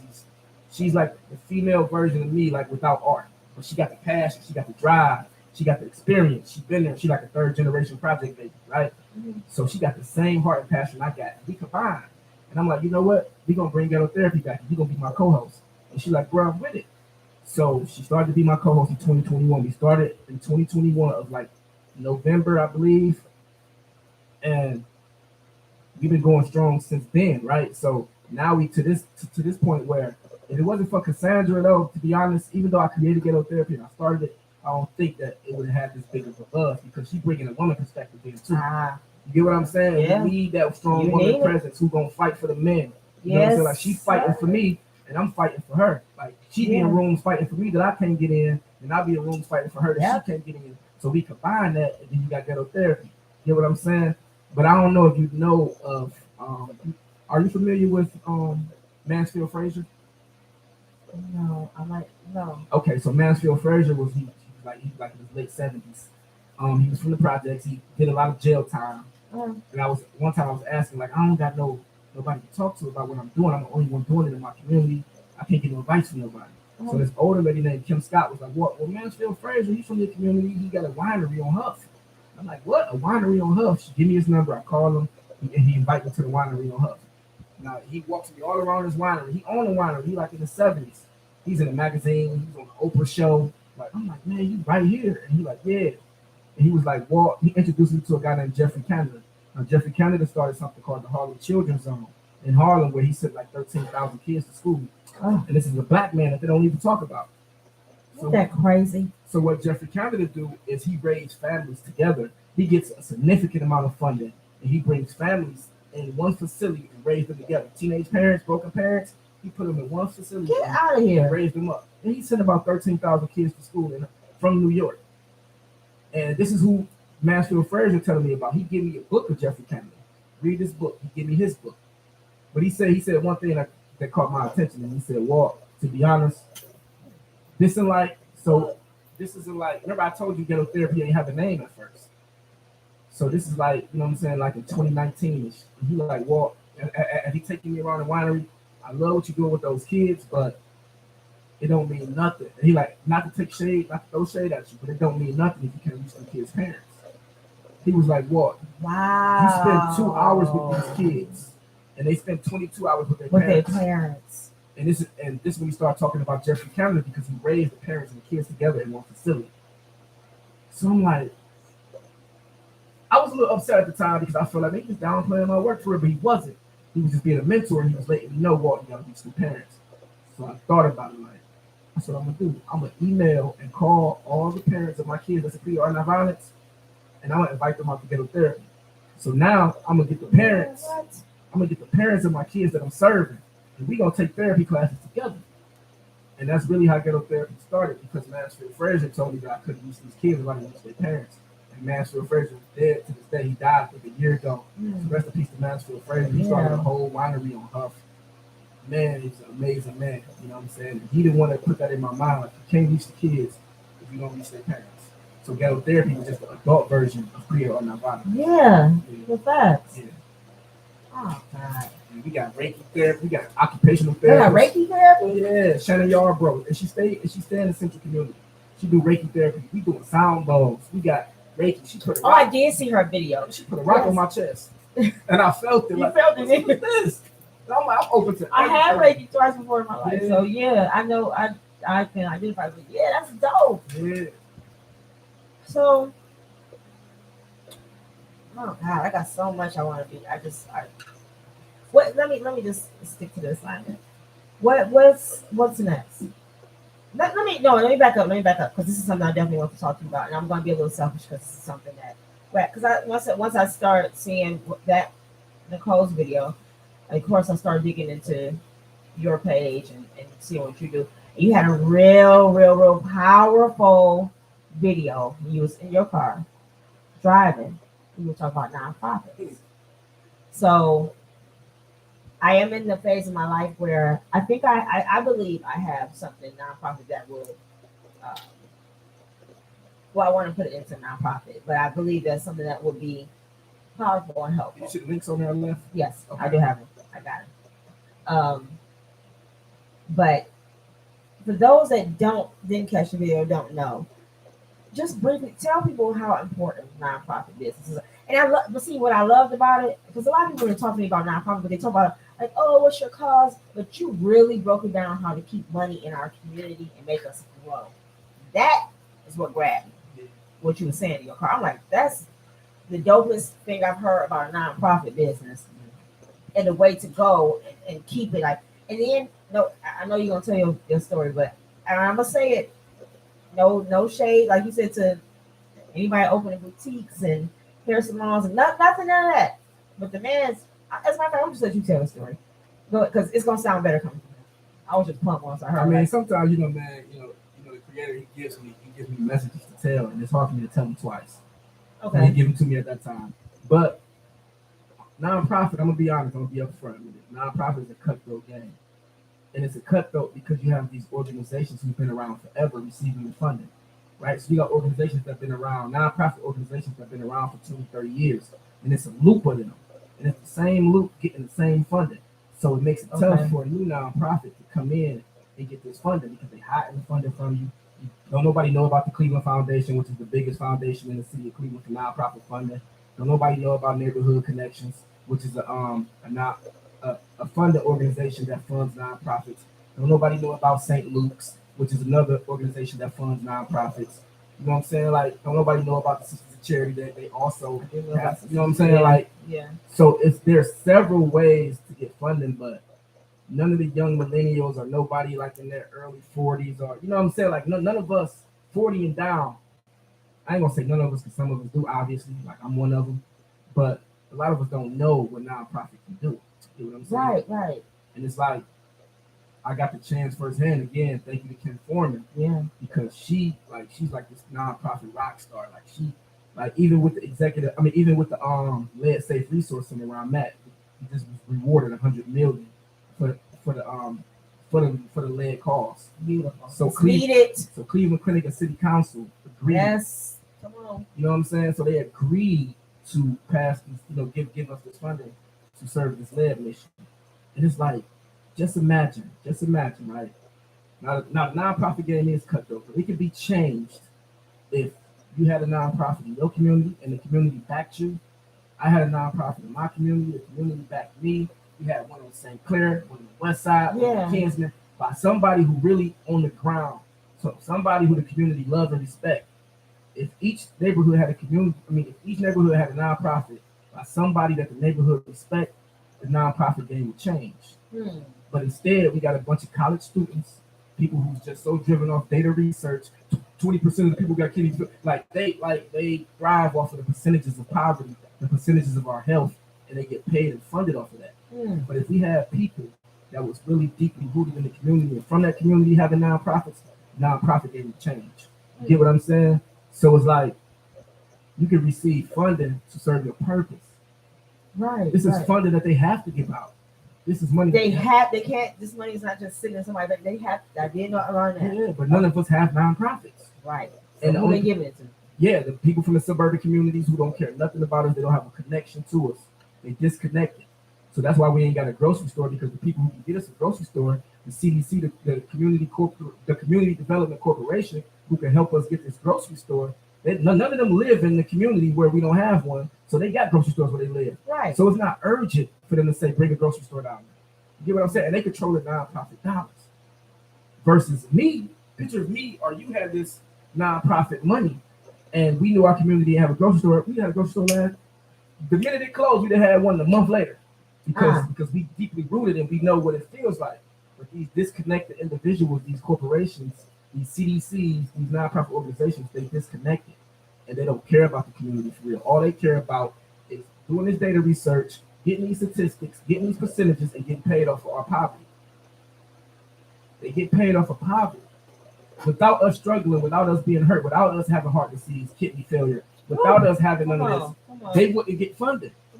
So somebody asked me, do I believe crime will ever stop? No, crime will never stop because then you lose judges, you lose police, you lose hospitals. You know they ain't losing no position. So they don't really want to stop the violence. Nah. Because it's funded. It's a whole system of people that live off of Yeah, it. facts. Lawyers. And it's been that We way. knew that. Crime It's is been that way. You know how much it costs for a person to sit in jail? How much? It costs like 40. $80,000 a year. 80 now? It used to be 40. I remember Yeah, that. something like that, 40, 80, somewhere between. A lot of money. So, like, you know what I mean? And then on top of that, they feeding them rotted meat, bad, Yeah, spoiled. like They ain't buying most, that. a lot of especially men get diabetes. They develop diabetes In jail. hypertension in jail. We barely make Their $12,000 minds go crazy in jail. Yes, You got because $40,000 to spend on us to sit in jail a whole year. Say that. Say that. We barely make $10,000 to $20,000 a year, but you got $40,000 to spend on us to sit in jail. So how do you believe that you really want this world is for us and her? Say that. It can't be. If it costs us more, if we work more for you to sit in jail, then they're gonna make Then sure us we to sit be out our here asses trying in to- jail. you Exactly. can't get a job, but you can do your job would be to lock us up and get $40,000 to have us sit there and eat a meatloaf. Come on. A spoiled Something low. a spoiled loaf of meat with walnuts and crap in it and a brownie for dinner. Come on. That we might kill somebody over if we can get to. Yeah. Facts. Yeah. Facts. But that's what we work. So like, you know what I mean? It's hard for a man to go get that $12,000 a year without selling drugs and to be able to survive in that child And raise a support. family at Let's that. have hope for our And kids. thrive and have a good housing. Now I ain't saying the best housing, but having decent housing and decent, like you said, can I feed my children and myself properly? You work hard to be upset with where we live at. I do. I work hard to work outside and look out and see all the trash and depressed people throwing their beers in the yard and be mad at stuff. I'm working hard just to crawl in my little space and do that. So I understand, you know, how that looks. Some of these people feel better in jail. Yeah. Yeah. So can you imagine? If, like I told you, Kim Foreman got $250,000 to do this One Garden Valley initiative. Right. Probably a little bit more, but that's the number I remember. Could you imagine you getting $250,000 in your community? I'm getting $250,000 in my community. Everybody getting $250,000 that's really deeply rooted in the community, and we put that money together. That's millions and millions of dollars. Now we can start our own community. Now we can do everything that we need to do for ourselves, but they don't talk about nonprofit. They don't teach it in schools, in public school. I've never heard of a nonprofit in public school. Never. You get what I'm saying? We ain't hear about LLCs. We ain't hear about nothing that we say that we can. All we would learn to work for somebody else to keep them millionaires. That's all we. I learned how to be a great secretary in school. Yeah. Now I had business classes. Oh, fill out this application. Learn how to Learn be how to sit great in front of somebody and do a great interview. Yeah. That's what I learned. Yeah. Man, Now I ain't come on. saying nonprofit is the savior to all of our problems, Not at but all. it showed better. It showed better than just opening up the average restaurant, the average bar, the average nail shop where there's 20 on each corner. You go up Lee and Harvard, there's 6 barbershops, 6 beauty salons. You're like, how you getting money? And then you wonder why everybody closing a year later because everybody doing the same thing, but you don't see nobody opening up no nonprofit grocery stores. You don't see the black community open up a nonprofit resource center where you can go in there, learn how to train for lead, take lead. Like you don't see this. Get clean. Come on. For themselves. You don't- houses and diapers. I mean, it's Starting our own schools through nonprofit. We can do this. That We can do this, but this is not something that's going to be heavily promoted. And then they make it so hard to do. You got to have a board, and your board can vote you out if they want to. Like, come on, man. Like, nonprofit is cutthroat. But if the right people get in the game, like people like me, people like you, it can change. But we got to that's why I tried to raise the awareness of it, because once the right people get their hands on nonprofit, then they can change. You know what I'm saying? Yeah. And, you know, people be like, well, the people that's funding y'all, right? And now this is true too, because the people that give out the nonprofit dollars, like the government and stuff like that, they are a part of our problems. You know what I'm saying? They are a part of the structured problems. Right. But it's just like voting. You know, people say voting don't matter, my vote don't count. I think it's that way for presidential, right? But locally voting, we really just voted in our guy. Like literally, like we voted in my friend. Who needed to be in this position. So it's like it goes voting in a nonprofit is like this, and I'm gonna tell you, you only know if it works if you try it. Don't just say nonprofit, oh, they ain't about to fund us because they don't want to fund the solution, they don't want to fund the movement. That's true, but you never know until you try it. Just like you don't know if you can vote in the council person that you want to vote in if you don't vote. True.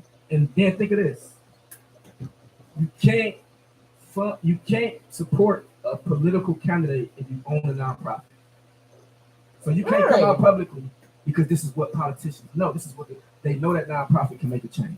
So you can't use your nonprofit dollars or your nonprofit organization to support a certain candidate. That I didn't know. Yeah. I didn't know that. So that's why I said, like, politics and nonprofit, it's like this. You don't hear politicians talking about nonprofit. Wow. That's why I voted for Justin Bibbs, because I brought Justin Bibbs to the projects. When he first was running, I brought him to the projects. I DM'd him and he came, he showed up. But the reason why I DM'd him, because for one, he was a young black candidate. Yeah. And I'm like, let me see what this young black man got to offer. In his bio, he said he was a nonprofit leader. And I think he had a nonprofit that was called Hack or something like that. But it was strictly around like police brutality, what happened to Tamir Rice. Like he was raising the awareness of that and getting people on board for that. I don't know if his name Hack, like don't quote me on that, but it was something like that. So that's why I gravitated to Justin Bibbs, because he was educating them what nonprofit was. Nobody heard him because everybody else over here had a bigger microphone. You had Kevin Kelly, you had Ashley Jones, you had all these other dudes who ain't really educating you on how to live a sustainable life, but he was. So I brought him to the projects. He came down and he talked about nonprofit. He talked about how he was on the board for RTA and helping the bus prices stay at the same. He talked about mentoring under Obama. He talked about going to city, working with different mayors, learning how to run a city. This is what people didn't know about Bid. Bid was already groomed. You want to show him? Bid was already groomed to be the mayor. He was gonna be the mayor. Like he was groomed under Mayor Michael White and everybody. Like they loved this kid. Baby Obama. You feel what I'm saying? And he was groomed to this. He loved talking about Obama too. Facts. He do that finger. I was under Obama. Yeah. Yeah, for real. So that's why I really voted for him, because he was talking about. I ain't never heard a politician talk about nonprofit. Yeah. You get what I'm saying? And I was like, man, he really he could be serious. And when I got into the projects, I got videos of it. He in the middle. He ain't scared. He ain't got nobody with him. He got one white lady. I probably was his assistant or something. Right. I made sure my security people was there. We walked into the car, made sure he was cool, but he got my vote because he talked about nonprofit. That's what's up. So this is time be flying, honey, when I be doing this. Tell me, because we're gonna wrap up. And I won't even put input like what, but I would love to privately discuss with you my ideas for my nonprofit. But we'll talk about that if you allow me to just run it by you on a different date, different time. Cool. But tell us what's coming up, what you got coming up. I mean, we're about to get into the summer. And definitely tell everybody how to reach out to you, or what you want them to know, tags or the times of therapy, anything like that. Okay. Like I said, I got my start out by being an artist, by being a rapper. I was getting notoriety by rapping, 100,000 views on videos, being a poet, and that's how I got my notoriety. And it just transitioned me to community work. Majority of my music was about community anyway, so it's just the perfect transition. But I say that to say that's I just dropped a project called Black Boy Blinded by Red Lines. And it's what I was telling you about the PWA Public Works Administration and laws and legislations that took the resources from us and gave it to the white community. I break that down in all of my songs. Majority of my songs on this project is like an 8-song EP. It's called Black Boy Blinded by Red Lines. I got a video coming out called Drill Music Killing Babies. And it talks about the creators of drill music, Chicago, and talks about killing each other, smoking on each other's dead ops and all that. I talk about how that music is killing our kids. And there's a guy, another young kid, his name is Jameer too. Jameer, he's 12 years old. He killed a 17-year-old named Marlon. Now, Jameer was in one of my videos. Like, he was one of the kids that I was trying to gravitate to and grab because he was a bad kid. So Jameer was in my video, and Marlon was in another one of my movies. So when I seen he killed him, and when I looked on Jameer's page, all he was listening to was drill music. Wow. Like these kids, these kids in Cleveland right now, I know about it personally in my projects. They making songs, beefing with other neighborhoods, killing each other. You will see one guy make a song about another guy. The next thing you know, the kid that made the song dead. And then, then he come back and kill him. I seen it personally. It's one of the memorials in front of my house. I've seen it because he made a song about another guy. So I made a song called Drill Music Killing Babies. That video is going to come out within the next week. Okay. So that's what I'm working on. And how do we see that video? So it's not out yet, but once it comes out, you're gonna be able to see it on YouTube, on my page. Okay. You know what I'm saying? So that's what I'm getting ready to promote more. Even though the EP is done, but I'm not gonna promote it until the video drop. Gotcha. Right. And then we got Ghetto Therapy. Ghetto Therapy is every Wednesday from 6 to 8 p.m. on 4600 Euclid Ave, which is like right down the street from here. 4600 Euclid Ave. Ghetto Therapy is every Wednesday from 6 to 8. I definitely want to come to that one. So. And what we doing is we having things like we have a lead poison thing, what lead poison do. We had Samaria Rice, which is Tamir Rice's mother, come through and talk about issue 24. We had a night where we said we think that black men don't go to therapy. We had over 30 black men come in and talk to therapists. And then we have entrepreneur nights, to where if you're an entrepreneur, black, woman or man, preferably black, woman or man, you can come promote your business and set up vendor for free. We don't charge for no vendor tables, and then you can come and talk about your business. So these are all the nights that we have at Ghetto Therapy, men and women's night. We do theme nights at times. Sometimes we just kick it and have a family night. Nice. It's catered by Danielle, which is Tasteify. She got great food. She comes in there, give us healthy choices as well. So that's Ghetto Therapy from 6 to 8 every Wednesday, 4600 Euclid Ave. Create Art Not Violence will be back. That's my youth initiative. That's the youth part of Ghetto Therapy. That will be back next month in June. I accept ages from like 8 on up to like 16. Okay. Some of my kids who went through the program, they 21, 22 now. They come back and they help me. You get what I'm saying? So that's gonna come back in June.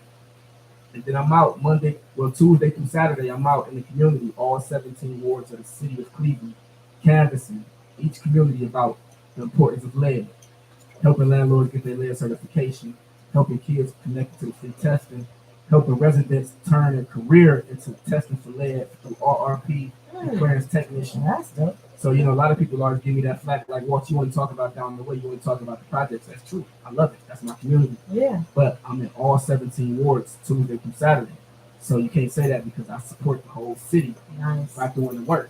Yeah, your feet are on the ground for real. Yeah, and so that's what I'm doing. So when you say what's coming up, you got Ghetto Therapy, you got my Black Boy Blinded by Red Line project, and you got Create Art Not Violence. You know what I'm saying? So, and Ghetto Therapy is just a slap in the face, just a smile and laugh at this structured racism, this red line, like y'all thought y'all had us, but we overcome it.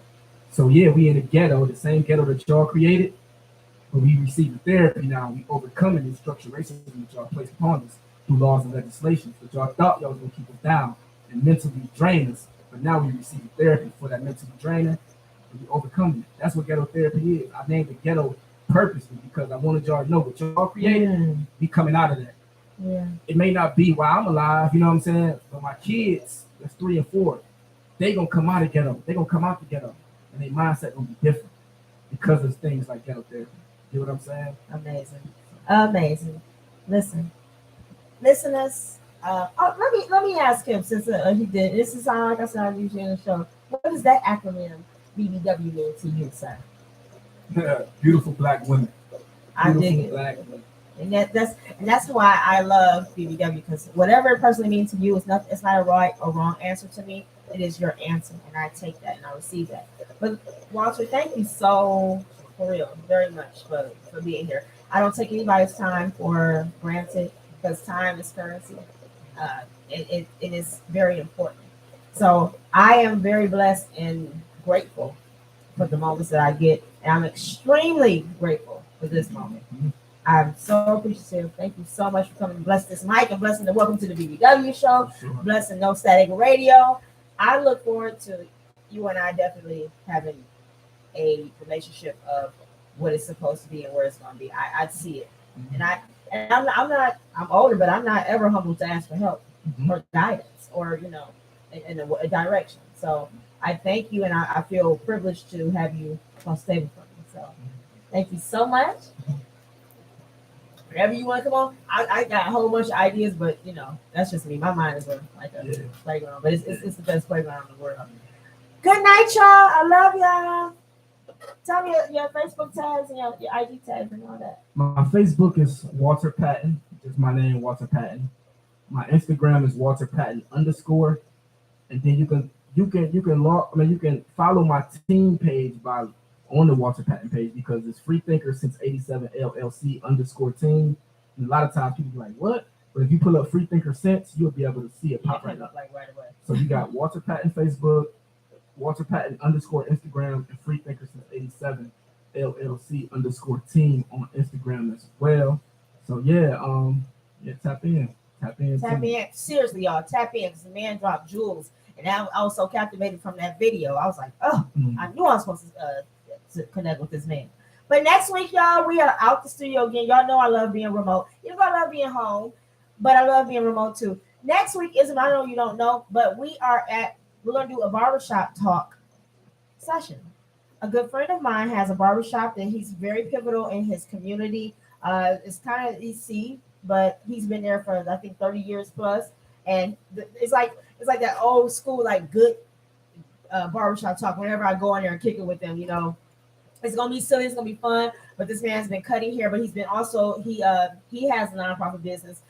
He also has a natural tea that helps with weight loss and helps with kidney functions and pains in your body. So this man has a very rich history, y'all. I'm so excited to have my friend Lester Graham on the show next week. We're gonna have so much fun. That barbershop might get a little wretched because his homeboys that come through there. It's like they come in there and just kick it. They don't even get their haircut, but it's gonna be fun. It's gonna be so fun. Y'all gotta tune in. I mean, if you ain't tune, you can fall in because Lester's not funny. He's a loving, welcoming person. So I can't wait till next week. I'm out the studio again. I'm gonna be out the studio probably for the rest of June too. Yeah, we have the studio, ain't we? Can I give a shout out? Please, honey, we love shout outs on here. Go. Right. Yeah, well, shout out to Shannon Yarbrough, which she's occupational therapy, the one that does Reiki. Yes, shout out. Shout out to Billy Gilliam, which is a traditional therapist. She does a lot of different things. I don't want to screw her titles up, but I know that she's a great person. Shout out to Deidre Hope. I just came back from getting a foot detox from Bbw Show. Oh, I need that information. Yeah, she put like a double detox on me this time. I used to get one every year, but I'm getting older. I might want to get about 2. Shout out to Joy. Joy is a licensed therapist as well. She works out of Selma, George. So shout out to the therapist, man. I'm trying to reach out to more Black male therapists. It's hard to find them, but hopefully y'all come together therapy once y'all see it. And let's make these therapists more popular than rappers because we need them. You know what I'm saying? We need them. So seek a therapist and then start a nonprofit. For facts. And listen, tap into Walter Patton so you can get more close up and personal how to do so. Shout out to you. I love shout outs to his team, what they're doing. This movement is amazing. And I'm so grateful and blessed to have you in the studio. Thank you again. Shout out Cassandra, my co-host. Yes, Cassandra. Shout out to you, honey. I seen you too. I done peeped you too. Yes. Have a good night, y'all. We gone. Welcome to the Bbw Show, y'all. I promise we're going to try to do it bigger, better, badder, more beautiful in this 2022. I got plans. I got collaborations, and I'm grateful. So I'm grateful for it all. I'll see y'all later. I'll see y'all next week. Deuces. Hey.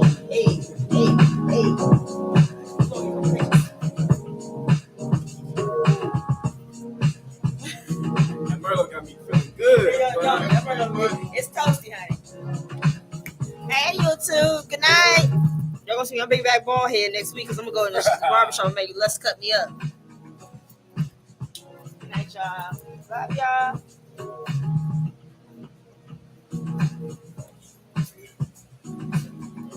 Say what, babe? I like it.